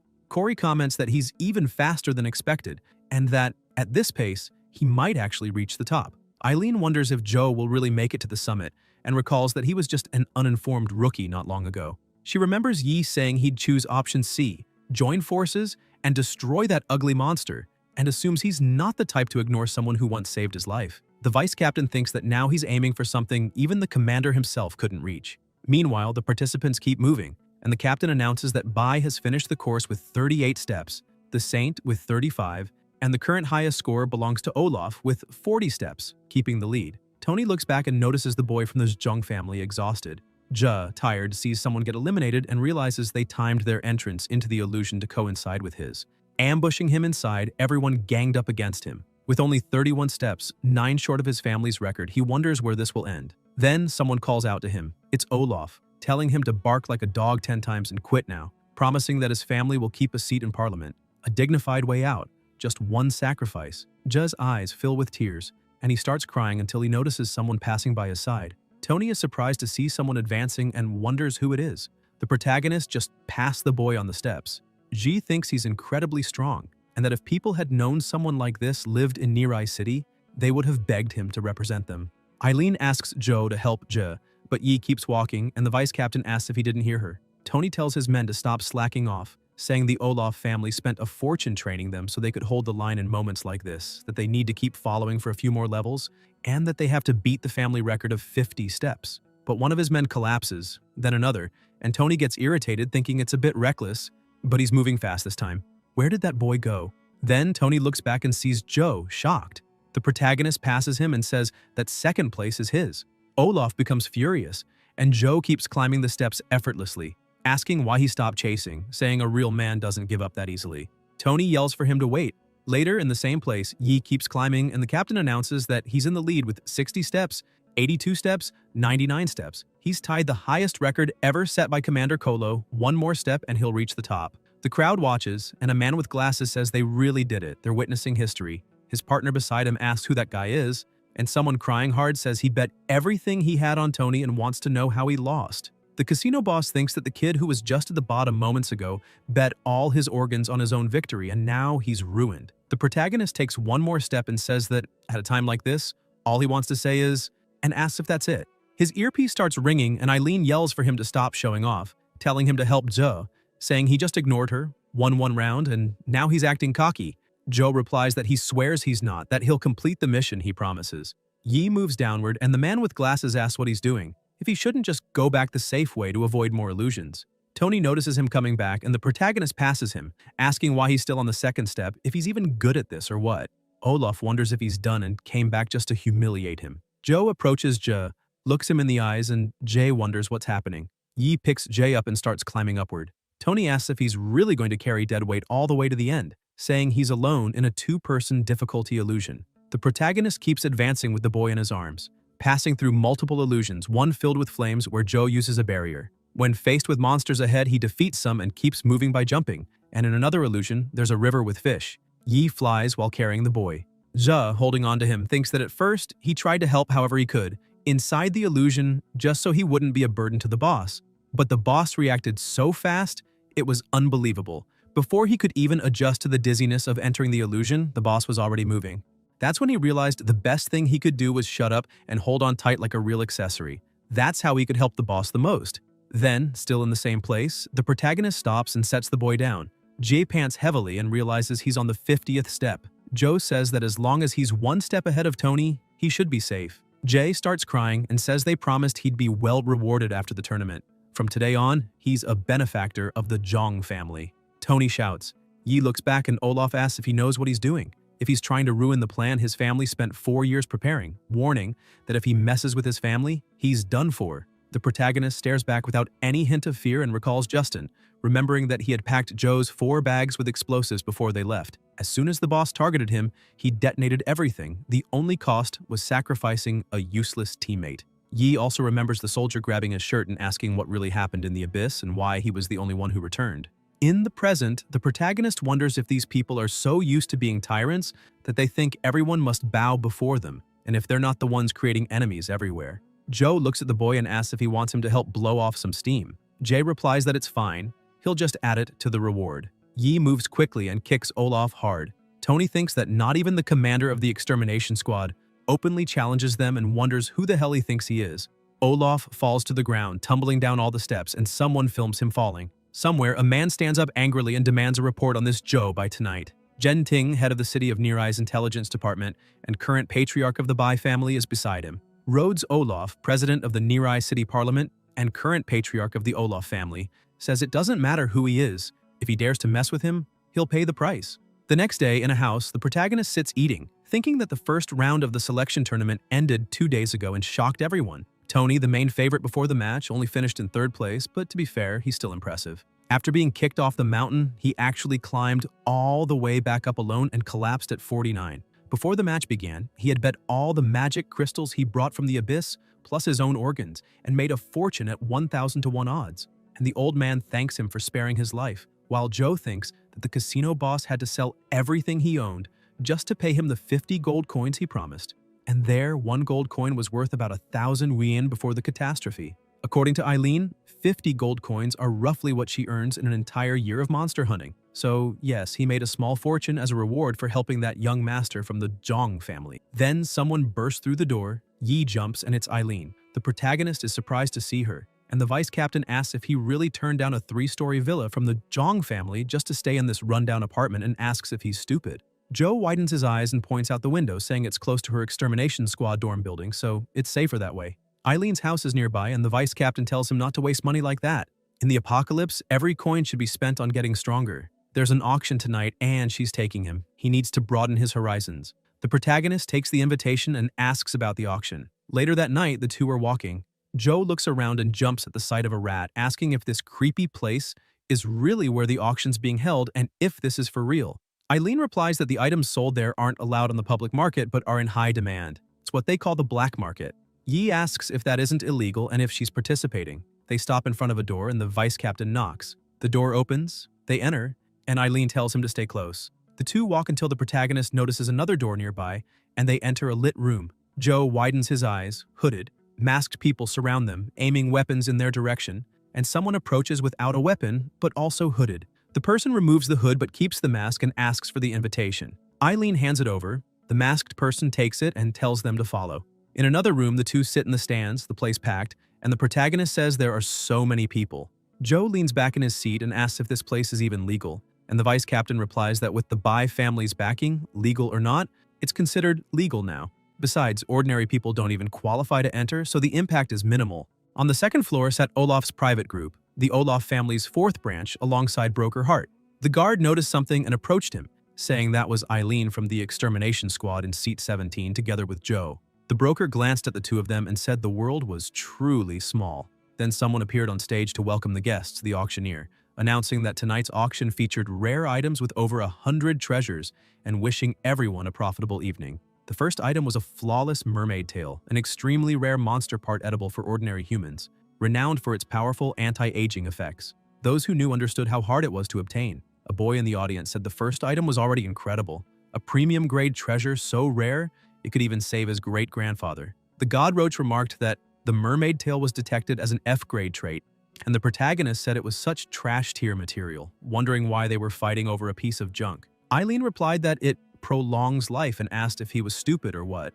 The auctioneer then announced that the next items were unsold leftovers from previous auctions, now with extra discounts, starting price, 100 copper coins. A young man said the stuff was useless, and his partner beside him added that not every monster corpse was valuable, probably just bait to scam rookies. The god roach said multiple monster corpses were detected, rated E, A, C, D, and A. Joe grinned, raised his hand, and said he'd take them all. The auctioneer thought they'd found an idiot, while Yi thought he'd strike gold tonight, and the vice captain muttered that he was such an idiot. The auctioneer continued. Next was one of the most anticipated items of the night, from a rank C abyss, the frozen plateau.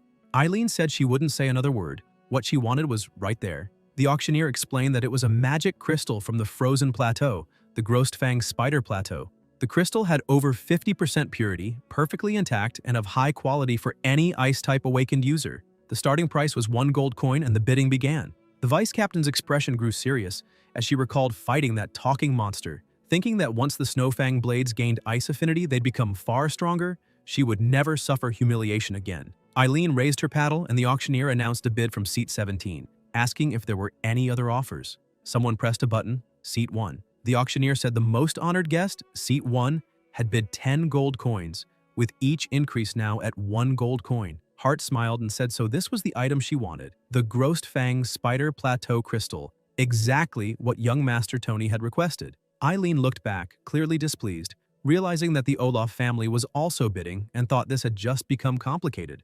Then Eileen raises the bid to 11 gold and the broker increases it to 15. The vice captain keeps going, raising it to 20 gold, and Hart immediately pushes it up to 25. The people around them wonder if seat 17 has gone mad for daring to go against the Olaf family, and the protagonist thinks this is not good at all. The broker remarks that she's only a vice captain and questions how much money she could possibly have. Eileen stares him down and raises it to 30 gold. The hostess says things are getting exciting and asks if the treasure will really go to seat 17. The vice captain thinks this is all her savings and hopes it works. The hostess, thrilled by that number, announces that it's not over yet because seat 1 offers 35 gold. Everyone looks surprised and Eileen feels frustrated. A guard approaches and says his boss asked him to deliver a message. Is she already out of money? If she can't pay to play, she shouldn't even show up. This isn't a place for the poor. Meanwhile, the broker up above laughs and wonders what their faces must look like now. The hostess calls for the final bid and the protagonist grabs the sign from his partner's hand, stands up and offers 50 gold. Everyone is shocked and Eileen is astonished. Hart says this is interesting because in all his years as an agent for the Olaf family, he's never seen anyone challenge and surpass them to the very end. The hostess then announces that seat 1 retaliates, jumping straight to 55 gold. They keep competing and the current bid reaches 80 gold. Joe smiles and bids 90 gold. Eileen says they can't go any further, but Yi thinks they have 80 gold and remembers Zhong saying that village alone is worth at least 20, so they can keep going. He tells her not to panic, they'll secure the item first, and if needed, he'll talk to Zhong. Jay steps in and says he's right, that a few gold coins are nothing and tells them not to worry because he'll cover what's missing. The guard informs his boss that they can't keep bidding as they've already exceeded the family's budget, and besides, Zhong is backing them now. The protagonist flips them off and mocks them. Hart grows furious. Later, elsewhere, the vice captain thanks them for everything that night and says she'll repay what she owes little by little. Joe replies that she shouldn't be so formal because every coin should be invested in becoming stronger, and that he's only following her own advice to the end. Suddenly, they feel pressure in the area and Zhe, startled, asks what's happening. The vice captain pulls out her device which issues an emergency alert. All members of the extermination squad must respond to Response Plan A, Disaster A. Around the city, loud sounds blare and a monster bursts out from the ground, roaring deafeningly and radiating powerful energy. After Eileen receives the emergency message, another one arrives ordering her to gather the patrol teams and escort civilians to the nearest shelters. The vice captain tries to give orders to the two, but the protagonist cuts her off, telling her not to say another word, because in times like this, every combat unit counts, and right now, they're all hers. Ji says to count on him and the three of them start running. Elsewhere, fire is already spreading. A drone flies overhead, announcing for all civilians to proceed immediately to the nearest shelter. People start running in panic toward safety until they hear a roar. When they look up, they see flying monsters. One dives at high speed, hitting the ground and killing someone instantly. Those nearby grow even more desperate and run with all their strength. In the chaos, a child calls out for her mother. Then someone appears. It's her mother, who finally finds her. As everyone flees, debris starts to fall, causing massive impacts. More monsters of different species close in. One of them leaps forward and kills a young man in a single strike, while others keep slaughtering the people around. The woman, holding her daughter in her arms, keeps running until a monster appears in front of her and charges to attack. Her only reaction is to close her eyes, but the protagonist suddenly appears, slashing the creature apart and saving them. The woman looks toward him in shock, realizing she's been saved. Joe unleashes his flames and hurls them at the monsters, protecting the woman and her daughter. She thanks him, relieved. Soon after, Yi hears a voice in the crowd. It's Eileen rescuing two people. The man beside him, watching, comments that those must be the same guys who were with Tony earlier. The protagonist hears that and thinks that, as awakeners, they just stood there while civilians were being massacred by monsters, and afterward disguised themselves as ordinary people to escape to the shelter. The vice captain tells the two that they're being reassigned to the reserve force, effective immediately to help defend the city. One of them replies that he came there to spend money, not to risk his life, and asks who's going to pay if he gets hurt. His partner agrees, saying this is her team's problem and has nothing to do with them. One of them recognizes Joe and mocks him, saying he should go since he loves showing off so much, and that he'll be waiting to see the year's favorite crushed by monsters. Suddenly, chains wrap around his body, restraining him. It's Eileen. The guy demands to know what she's doing, and the vice captain coldly replies that maybe he didn't hear her clearly. This is a conscription, not a negotiation. She orders them taken away and treated as deserters. The man shouts that they can't do this to him, claiming he's an Olympic athlete and not even part of the extermination squad yet. The protagonist steps in, saying the city is crawling with monsters, and even so, he's still busy kissing up to the four families, asking if he still thinks he deserves to join the squad. At that moment, Eileen receives another message. All combat personnel near the Vermilion Gate must provide immediate support. Explosions erupt in the area, and the vice captain decides to leave that mission in his hands. Soon after, still in the same area, Eileen rides her bike with her partner on the back. Ahead of them, near the gate, there are countless monsters, and the vice captain says there's no time to wait for reinforcements. They're going in now. They jump off the bike and charge forward. Around them lie several dead civilians and slain monsters. Joe comments that they arrived too late. More monsters appear from the sides in great numbers, and Yi asks if it's really just the two of them against all of that. Eileen scans the surroundings until she spots something nearby and says that if that cannon still works, they can hold the line. She tells him that if he can keep them back for 2 minutes, she'll bring the cannon back online. Several monsters approach at once, and the protagonist, desperate, asks if he's supposed to hold them off alone for 2 whole minutes. Then he says it's fine, he'll manage. Joe starts slicing the monsters apart until he notices one heading toward her. He shoots out his sticky tongue, pulls the creature back, and hurls it off the cliff. Another monster charges at him with a roar. The protagonist turns instantly and is struck. Joe unleashes his flames through his spear, breathing heavily. The monster is massive, and Yi finally understands why those two didn't dare set foot on the battlefield. One wrong move against these creatures and he'd be dead. Looking down, the protagonist sees a corpse with part of its face torn off. Furious, Joe lunges at the beast, leaps onto it, and pierces it with his spear, thinking that's no excuse to run away. Yi grabs a piece of the monster's body and devours it. The system notifies him that a new trait has been acquired, Dragon Grip Claw. The protagonist grows stronger and lands a powerful strike, but something else charges at him, causing a huge explosion. When the smoke clears, a massive creature appears surrounded by swarms of its offspring. It launches a sphere filled with them, triggering another explosion as countless spiders rush forward. Joe realizes that at this rate, they'll never stop coming, wondering where those 2 promised minutes of reinforcements are. He thinks that if they lose this wall, the city behind them will be destroyed and countless lives will be lost. From the moment he stepped onto that field, retreat stopped being an option. Flames spread all around as more monsters, both walking and flying, approach. The protagonist raises his spear and activates his skill. Scorching Sky, Smelting Spiral, obliterating the monsters. In the city's defense control room, a voice reports that none of the defense systems are online and that the main crystal isn't responding. They need to rerun the activation sequence. The man beside him says that's not good since the sequence executes but the crystal doesn't react. Then someone steps forward and says to let him handle it. The chief asks who he is. The operator at the computer answers that he's the young master of the Zhong family, the clan that developed the entire defense system, and that no one there understands it better than he does. Ji goes straight to the terminals, summoning 2 additional hands from his body to work on the other screens. He quickly notices something and realizes the response loop crystal is working. The energy amplifier crystal is online, and the threat detection signal is stable. If both the crystal and hardware are fine, then maybe… Jay keeps typing rapidly and concludes exactly what he suspected. It was a power interruption. Someone used the emergency override during the system's diagnostic phase to cut off all power output from the crystals. The watchtowers, the external defense, every city defense cannon, and even the three-layer core that powers the entire protection system were all disabled by the shutdown. That shutdown command isn't even used during regular maintenance. Someone deliberately sabotaged the city's defenses. They're trying to hand Nirai over to the monsters. He orders them to prioritize rebooting the internal defense weapons. The young master presses a button, and the crystal begins to release energy. The cannons reactivate and start firing again. Everyone cheers, relieved that the system is back online. Ji keeps operating the computers, thinking that it's a good thing the extermination squad performs large-scale disaster drills so often. The church is handling evacuation and field medical support, while the intelligence bureau maintains order inside the city. A masked officer announces that passageway C is jammed and instructs everyone to move to the back routes. The young master reflects that the military originally planned to let the extermination squad fight alone and wear itself down during the monster invasion. But now, with the city on the verge of collapse, they're being forced to intervene. He thinks that if they had mobilized earlier, even with the defense system sabotaged, the damage wouldn't have been so severe. And it's not over yet. Even with the system rebooted, the remaining towers must hold the line at all costs.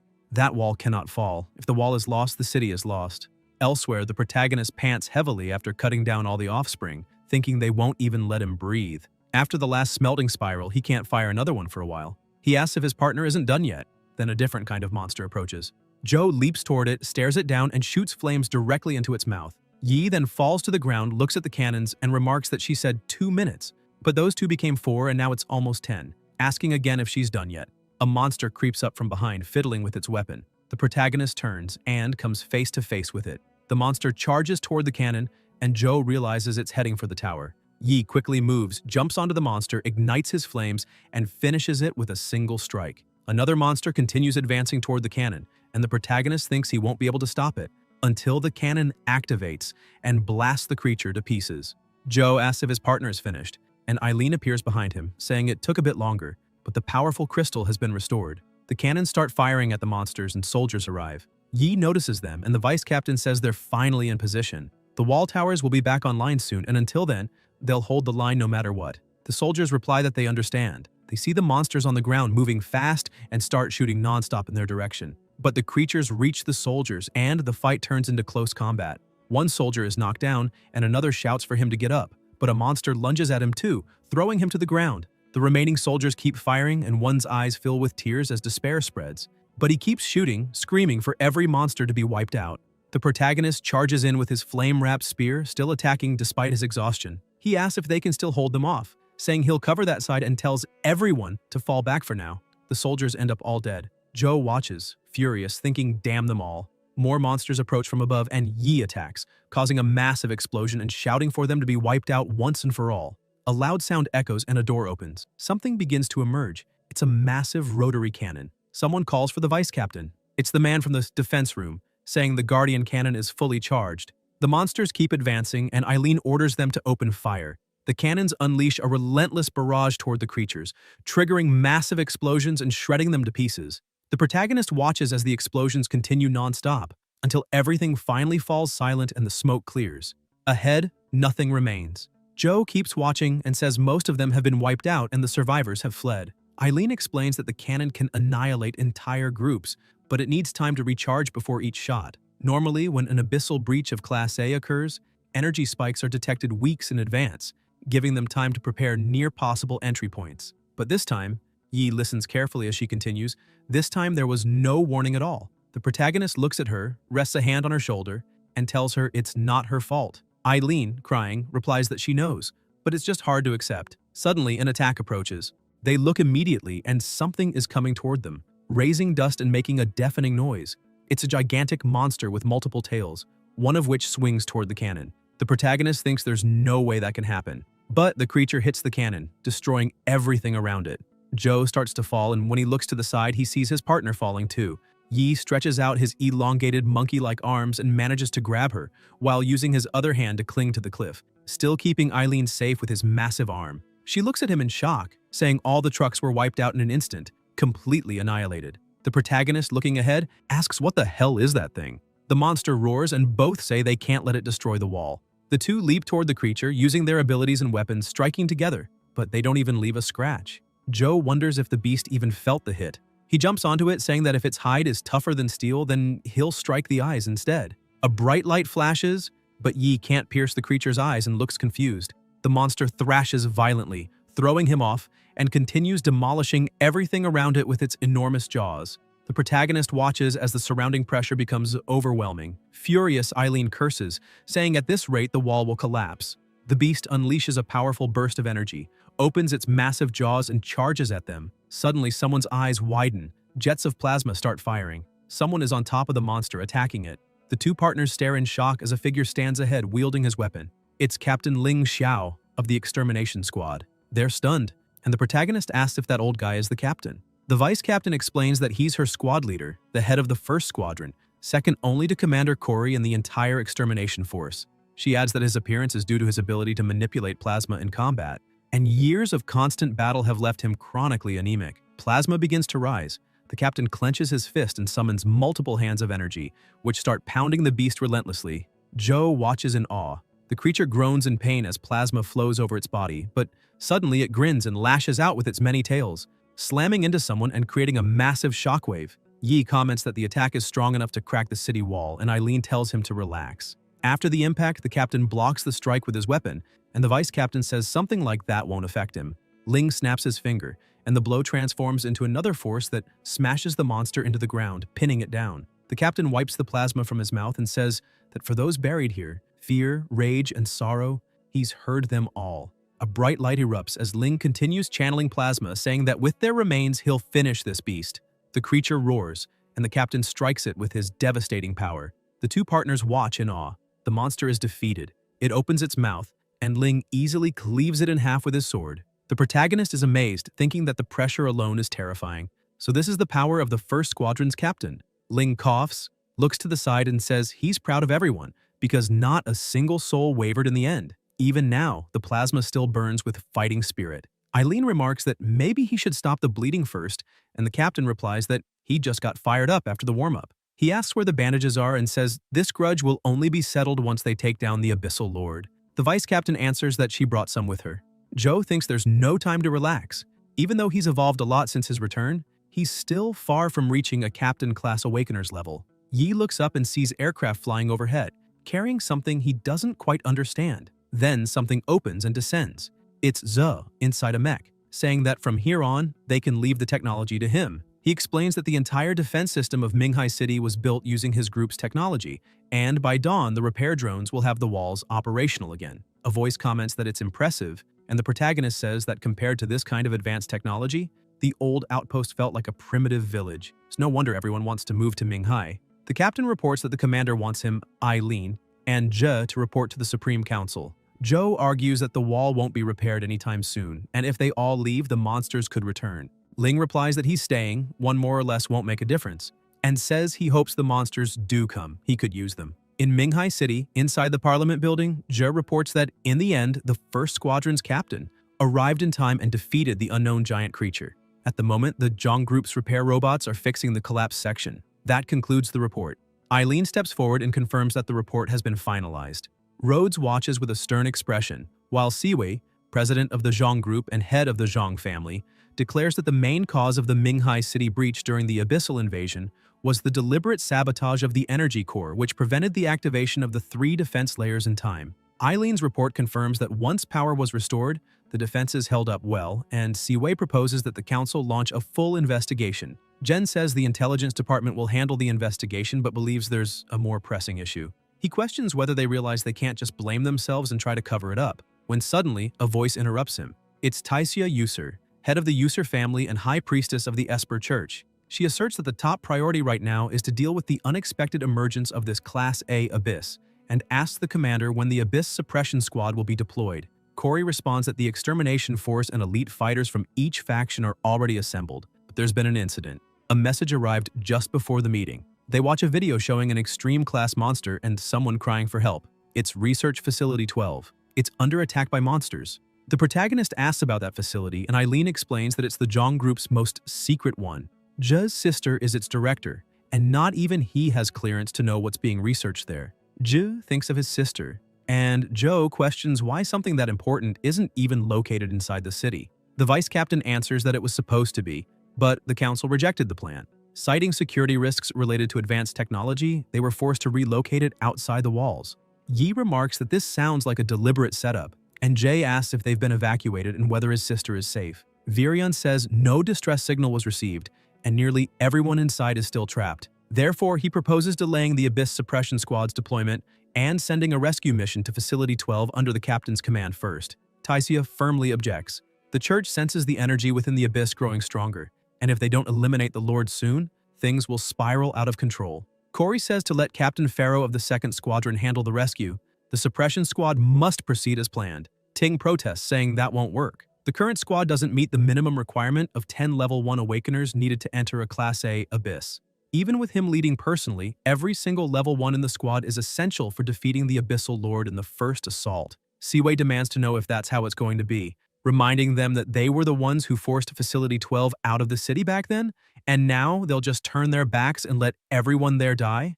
Rhodes insists that the highest priority now is to eliminate the Abyssal Lord. The longer they wait, the greater the danger to Minghai City. The decision is made. The suppression squad will proceed as planned. He thinks to himself that Joe is a fool. He refused to merge with the Olaf family before and now expects their support. Corey silently reflects that this noble speech is just a cover. Rhodes only wants to use this chance to crush the Zhong family. Even now, they're still scheming against each other. The protagonist says that now he gets it. None of them ever planned to help. Everyone falls silent and Joe declares that he'll go alone. Elsewhere, an aircraft flies toward a massive pit radiating overwhelming, terrifying energy. The vice captain says that this time, including herself, all combat units of the extermination force are mobilizing for abyss suppression, meaning he'll have to lead the rescue team to Facility 12 alone, with no additional support. Yi, eyes closed, remembers being in that same meeting room earlier when Rhodes said the Supreme Defense Council had rejected the rescue operation. All members of the extermination force were to join the abyss suppression team instead.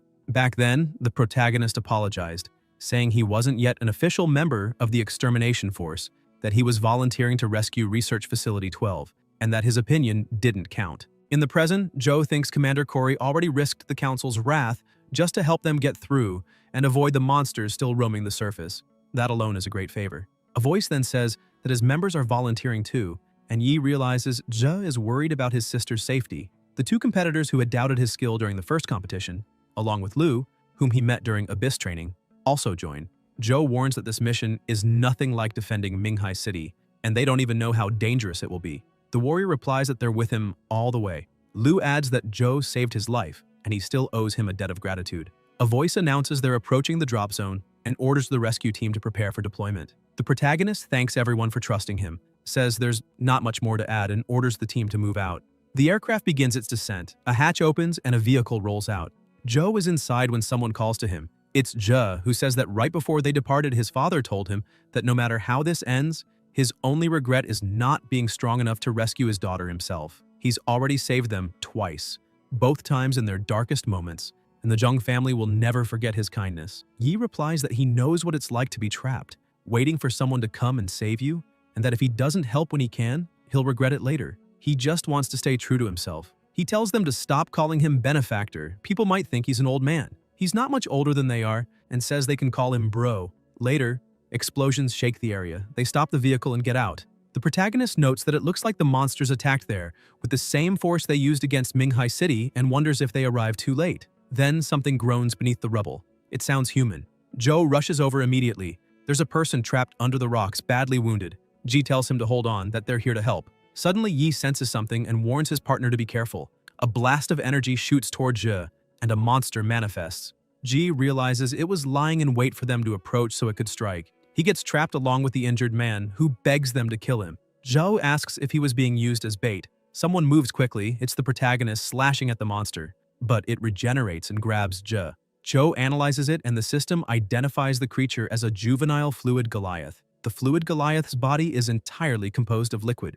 Cutting it doesn't cause real damage. Yi says physical attacks won't work. It has to be destroyed by hitting its crystal core near the shoulder. Ji says he can't see the weak point. The young master clenches his fist, gathers mana, and says he'll just freeze it completely. Ice bursts forth, and the crystal core is sliced in half. Afterwards, still at the same site, Ja manages to save himself and kill the monster, also freeing the survivor who is badly injured. The man says he saw him at last week's meeting, and now, out of nowhere, they meet again. The protagonist says that back when he lived at the outpost, food hunting teams never returned fully intact. That's what the apocalypse looks like. Lu calls to him, saying there are no other signs of survivors nearby. They've tried all communication frequencies, but no one's answering. He asks if there's really no one else alive. The young master starts crying and says the main structure of the underground research facility and its defense systems aren't functioning. His sister and the others must still be somewhere below. A bright light flashes. They look up, startled, to see more monsters approaching. Ji rushes toward one, freezes its core, and punches it apart. The other warriors watch. More monsters appear. Lu raises his staff and releases his magic. One of the monsters charges at them. Then something moves around the three fighters, pulling them away. It's the protagonist, yanking them clear of the attack. There are too many monsters. Ji falls to his knees, crying for his sister and asking if she can hear him. Then the young master suddenly perks up, grabs his phone excitedly, and in a room somewhere, a screen lights up. His sister speaks through it, telling him to listen carefully. They have to distract the monsters first. It's Zhongyi. The monsters surround the adventurers. The protagonist senses something coming. Ji runs to them, shouting for everyone to follow him as his sister guides him on where to go. They all keep running behind him until they spot a massive stone gate. The young master races toward it. They slip inside quickly and seal the door. The monsters try to break in but can't. Inside the chamber, they breathe a sigh of relief. Then they see a giant screen displaying Zhongyi's face. Ja, overjoyed, exclaims that she's alive, thank God. He thought it was too late.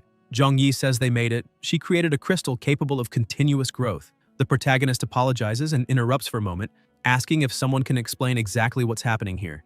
Zhongyi apologizes, saying that seeing her brother made her lose composure. She explains that after the invasion began, they didn't have time to evacuate. The facility was surrounded by monsters. When they emerged from the abyss, they came straight there and have been trying non-stop to break into the lower levels. She believes all of these creatures are minions summoned by him. Lu asks if they were experimenting on live monsters there. Zhongyi explains that currently, awakeners can only grow stronger by acquiring crystals from higher-level monsters. But once their own power surpasses that of the crystal's original monster, they can no longer draw out its full strength. Fluid Goliaths devour each other, evolving from weak to strong, and they use that trait to create a crystal that grows together with its bearer's power. Ja asks if she really succeeded, and Zhongyi confirms, saying that from now on, everyone can carry a crystal that allows them to unlock their full potential. However, there's one drawback. Unlike using a high-level monster crystal, this method doesn't grant an instant power boost. The protagonist tells her to wait. He admits he should be congratulating her. But the reality is that they can't fight their way through the main entrance to get the rest of the people out, and asks if there's any other way. Zhongyi tells them to forget about her. She presses a button and says that place is lost. She'll guide them to the internal database, and they need to extract the research data. Jer demands to know what she means and asks if she wants him to just stand by and watch her die. Zhongyi answers that the growing crystal technology is more important than any of them. A voice says he refuses. It's Yi, declaring that unless she has a better plan, he'll storm the place himself if that's what it takes. Zhongyi, moved, says there is one option. Each underground level has a rail transport system for moving supplies. The tunnels are sealed, so they're still intact for now and can be used for evacuation. But the central control room was destroyed, the tracks have no power, and he'll need to restore the surface power station first. They'll also have to open the main gate leading toward Minghai City, but opening it will make a huge noise and attract every nearby monster. Whoever opens it won't make it back. Zhongyi warns it's too dangerous. The protagonist says they'll stick together. Head for the transport tracks now. Let Zhang restore the power and he'll handle the gate. It's all set. At the power station, the warriors ask what the hell those things are. Ji tells the two to follow his instructions. When they see a light turn on, press the button next to it. The young master manipulates several controls, puts on a headset, and orders them to connect it to the system. Power will be restored in 600 seconds, and asks what their status is. On the other end, the protagonist and Lu are running toward the gate. Joe, also wearing a headset, reports that they've reached it. They'll definitely be there before the power comes back online. Ja tells him that once the energy's up, he'll have 30 seconds to open the gate. If it doesn't open in time, the transport vehicle won't make it through. He must move fast, get everyone on board, grab the files in that case too, and copy the recordings of the final experiment. One of the subordinates reports that all the wounded have been loaded onto the transport. Zhongyi says she's ready as well and orders everyone to board now. Anything not packed stays behind. The subordinates rush to obey and Zhongyi urges them to hurry. With 10 seconds left, Ji asks if everyone's aboard. The protagonist confirms the gate is ready. Zhongyi says the transport is in position and the young master announces the power's back. A noise rings out and the lights flicker to life. Zhang declares that power has been restored to the underground station. Then the young man glances to the side and says, "They're coming." The monsters close in together. Zhang tells everyone to hold on tight. She presses a button and the pressure rises. A bright light flashes as the intensity increases. The people below brace themselves as an explosion shakes the tunnels, but the monsters keep advancing. The young man yells to push faster. The train speeds up and Zhang says they're gaining on them. The engine's already at full power. The monsters open their massive jaws and an explosion of fire erupts. The man inside the train stares in horror. A cannon begins firing relentlessly at the monster, blasting it apart, controlled by Zhe from the defense tower. The passengers inside the train feel a wave of relief, believing they're safe now. Then a warning sounds. Gate signal not detected. Zhang wonders what's happening with the gate. It's struggling to open. The protagonist shouts that it's malfunctioning. If it doesn't open in time, the whole plan is ruined. Zhang suits up in armor and steps outside. Ji demands to know what she's doing, and Zhang tells him to stay out of it, focus on the transport and bring everyone back safely. She jumps off the train, thinking that at this point she has to open the lowest underground level and let the master of monsters lure them away. Then someone approaches. The young master announces that the transport vehicle is arriving. They leap onto the train and climb inside. Inside, Zhe lights up at the sight of his sister, exclaiming that she made it, thank God. Zhang snaps at him to stop because the gate still isn't open. On the other side, Lu checks the mechanism and says the hydraulic system is broken. Zhe replies there's no time. If everything fails, they'll have to abandon the transport. Zhang refuses, saying no, this place is crawling with monsters. If they leave the transport, they'll be surrounded and torn apart. The vehicle is their only safe way back to the city. The protagonist strains to open the gate using his massive simian arm, pushing with all his might. Lu says the captain intends to push it open, but the older man shouts that the gate requires 4 hydraulic presses of 10,000 tons to move. It's impossible for a human. Yi keeps pushing and wonders if even with his giant monkey arm he still can't move it. Then thinks that if that's the case, he'll just turn his whole body into a gate-opening machine. The protagonist stretches out his hand and activates his sticky tongue, deciding to use it first to pull forward with extra tension. The system notifies venomous spider stinger activated and Joe thinks that he'll use the iron to anchor his legs to the ground. More notifications come. Elastic muscle activated. Yi keeps forcing the gate open no matter what. Another alert. Severe muscle rupture detected. Beginning repair process. Lu watches in shock as the protagonist keeps pushing, focusing every ounce of energy into his elastic muscles, all or nothing, and screams for it to move already. Gradually, the gate begins to open. Lu shouts that it's moving. Everyone stares in disbelief, and Zhang asks if that insane plan actually worked. Zhou yells to give him 3 more minutes, then changes his mind saying 2 will be enough. But something approaches. It's the monster, charging straight toward him. Yi growls in frustration, asking why now of all times, thinking he has nothing useful left to deal with it. Jay asks if they can wait when suddenly the young master notices something. Lu unleashes her magic at the monsters, saying every creature nearby is heading their way. There are too many of them. While the protagonist keeps forcing the gate, the monsters continue to attack. Zhang says they'll release the underground monster lord to drive them back, telling them to hold on and open the gate before the train arrives. One of the creatures lunges toward Yi's face, trying to devour him. The train rumbles closer and the warrior tells the young master to look. They can already see the gate, but they might not make it. Ji says they're running at half speed, and if they slow down anymore, it's over. Suddenly, noises echo from above and the old man yells that they're on the roof. The monsters are on top of the train and the young master realizes there's no other way, they have to accelerate. Jay slams a button and the monsters slip off. The man looks out the window and says he doesn't see them. It should have shaken them loose. But the monsters close in again, grab him, and drag him away. The others watch in horror, shouting his name. Then the monster appears in front of them. The old man glances at Zhe, suits up his armor, and charges forward. The young master tries to stop him, but the veteran goes anyway, straight toward the beast. He leaps and his armor blares a warning, danger detected. An explosion erupts and Jay breaks down in tears. Lu tries to fight the monster as the protagonist is being swallowed. The young master shouts, "Damn you!" A deafening sound fills the air, everyone covers their ears, and the warrior asks what's happening.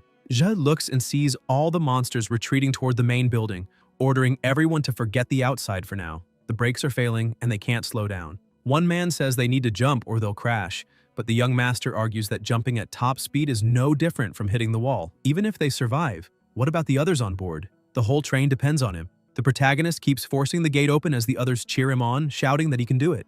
Zhou yells for him to get clear of the gate. The pressure peaks, and Yi finally pries it open, then immediately leaps aside as the train rushes through. Jay and his companion cheer in relief. Then someone moves. It's Lu, and the young master asks why she isn't getting in. The protagonist tells him to take everyone back to the city first. He's going to save Zhe's sister no matter what. The train departs, and in the underground lab, Zhongyi says that all the fluid Goliaths are outside now, probably drawn by that. The monster watches and charges toward the larger beast. Zhongyi frowns in confusion, wondering if they're going to attack the archbeast.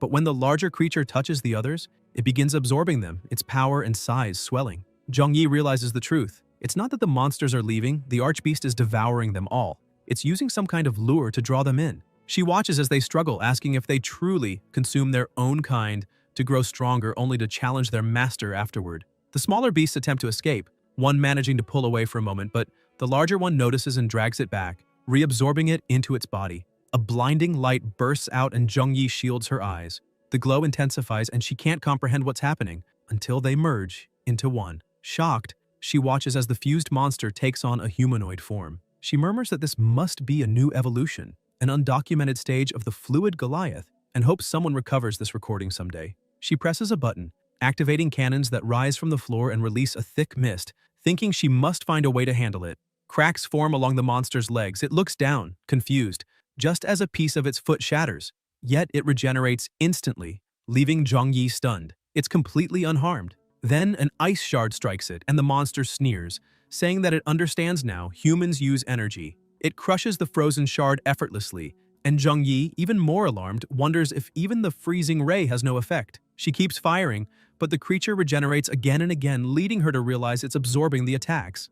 It's evolving constantly. The new stage of the Goliath can adapt to enemy strikes, developing resistance on the fly. The monster glares at her, stretching its massive arm toward her, seizing her in its grip. It growls that she's the one who locked it away. In its current form, it wonders aloud what will happen if it devours a human, and vows to savor every bite. Energy surges around her and Zhongyi squeezes her eyes shut until something slams into the monster. It looks aside and sees the protagonist, who has just snatched her up in his arms, pulling her away with a grin. Zhongyi demands to know if he's stupid, shouting that if she had just died, he might have survived. Now they'll both be killed. Zhou answers that he hates those self-sacrifice plans meant to save the world, and that he became stronger precisely so he'd never have to see that happen again. Zhongyi fires back, calling him a ridiculous fool. The monster snarls that it's had enough, and they both turn toward it. Yi asks if that thing is the monster leader, why it's so small, and what happened to all the others. Zhongyi replies that it devoured them. The creature growls that she truly was the one in charge, the one who imprisoned it there, torturing it day and night. Even when it begged, they laughed, treating its pain as entertainment. Now it's her turn to feel that suffering. The protagonist frowns, remarking that perhaps the research methods had gone too far. Zhongyi answers that it possesses a magic core capable of infinite evolution. Zhou smirks, saying that's fine. Monsters have already turned the world into a wasteland, so what's wrong with asking them to contribute to human science? The creature roars that humans truly deserve extinction. It thrusts its arm forward, striking Yi and slamming him into the wall. Then it grabs him, extends its limb, and hurls him into the air. The protagonist coughs plasma and widens his eyes as the monster attacks again, punching him hard in the stomach and sending him crashing to the ground with a massive impact. Zhongyi watches in fear. The smoke clears, the monster scans the room, and Zhou is still alive, thinking he didn't expect something so small to have such devastating power. The system alerts, absorbs all the strength of whatever it devours. Yi analyzes quickly, realizing that as long as he can see its weak point, there's nothing to fear. The creature stretches out both arms, pulling at his. The cockroach god inside him tells him to evolve continuously to adapt to enemy attacks. The protagonist grits his teeth, shouting that he should have said that earlier. The monster laughs as it crushes his arm, but Zhou channels his strength and breaks free, counterattacking. The creature stares in disbelief, muttering that it's impossible. The system notifies corrosive blade activated, evolution of traits, mantis scythe plus corrosive mucus. Flames erupt, followed by another alert, evolution of traits, mantis scythe plus fused core. Yi strikes. The monster roars and counters with a massive punch. Both charge impacts collide violently, and Zhongyi shields her face. The system alerts again. Trait activated. Stinger carapace. Venomous spider tail injects paralytic toxin on contact. The monster doesn't understand what's happening until it's suddenly thrown back, and Zhongyi stares in shock, thinking she said he was a rare type metamorph, yet now he looks like a monster himself. Zhou closes in on the opponent again, striking with his flaming spear, causing a massive explosion. But Yi's eyes widen when he sees the enemy emerge completely unharmed. The creature grins and says that time is running out. No more delays. The protagonist realizes it's evolving too fast, that just a few hits are already enough for it to resist the fused blade. Arrows whistle through the air, striking the beast. The monster turns, confused, and sees Zhongyi holding a bow. "So you're with him," it growls. Joe looks over, surprised, as the beast extends its arm toward her. But Zhongyi reacts instantly, firing another arrow straight into its hand. Then, in a blur, the monster's arm is severed by Yi's attack, and it roars in pain. Zhongyi remarks that combining multiple power types at once really does work. The monster laughs, saying humans stole divine power, always clinging to strength that was never theirs. Raising two fingers, it says, "That's their greatest weakness." Zhongyi curses under her breath, realizing that the Goliath's most dangerous trait is its ability to emit a synchronized harmonic wave. Any magic crystal caught in it generates a dampening field on its surface, completely neutralizing energy release. She tells Joe that this is their chance. She fires another arrow, but it passes straight through. Zhongyi gasps as the monster releases another surge of energy, waves rippling toward them. She looks at her bow as the light fades from it, stunned. The monster laughs darkly, saying that a human without a crystal core is nothing more than an insect waiting to be crushed. Zhongyi crouches low, frustrated, thinking she was too slow. Its power completely counters human awakeners. There's nothing they can do to stop it now. The creature smirks, saying the look on her face is perfect, and that it'll melt her slowly, making sure she screams. Then something slams into its face. The monster screams in pain as the protagonist charges again, slamming it to the ground.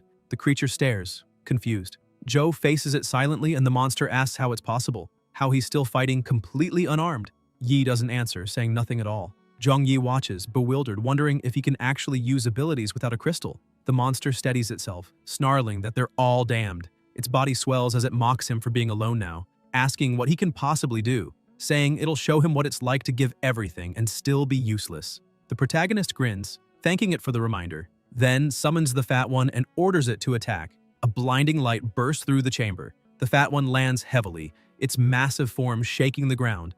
Zhongyi, stunned, whispers, "What is that? Did he just summon a boss-level creature?" The Guardian kneels before its master. The monster stares in disbelief, demanding to know why it's there. Yi realizes that the horned warlord from the Hidden Realm truly had a name, and wonders if there's a connection between them. The Guardian releases a surge of power and strikes, its pressure distorting the air. The beast snarls that they've betrayed it, that he's nothing but a dog to humans now.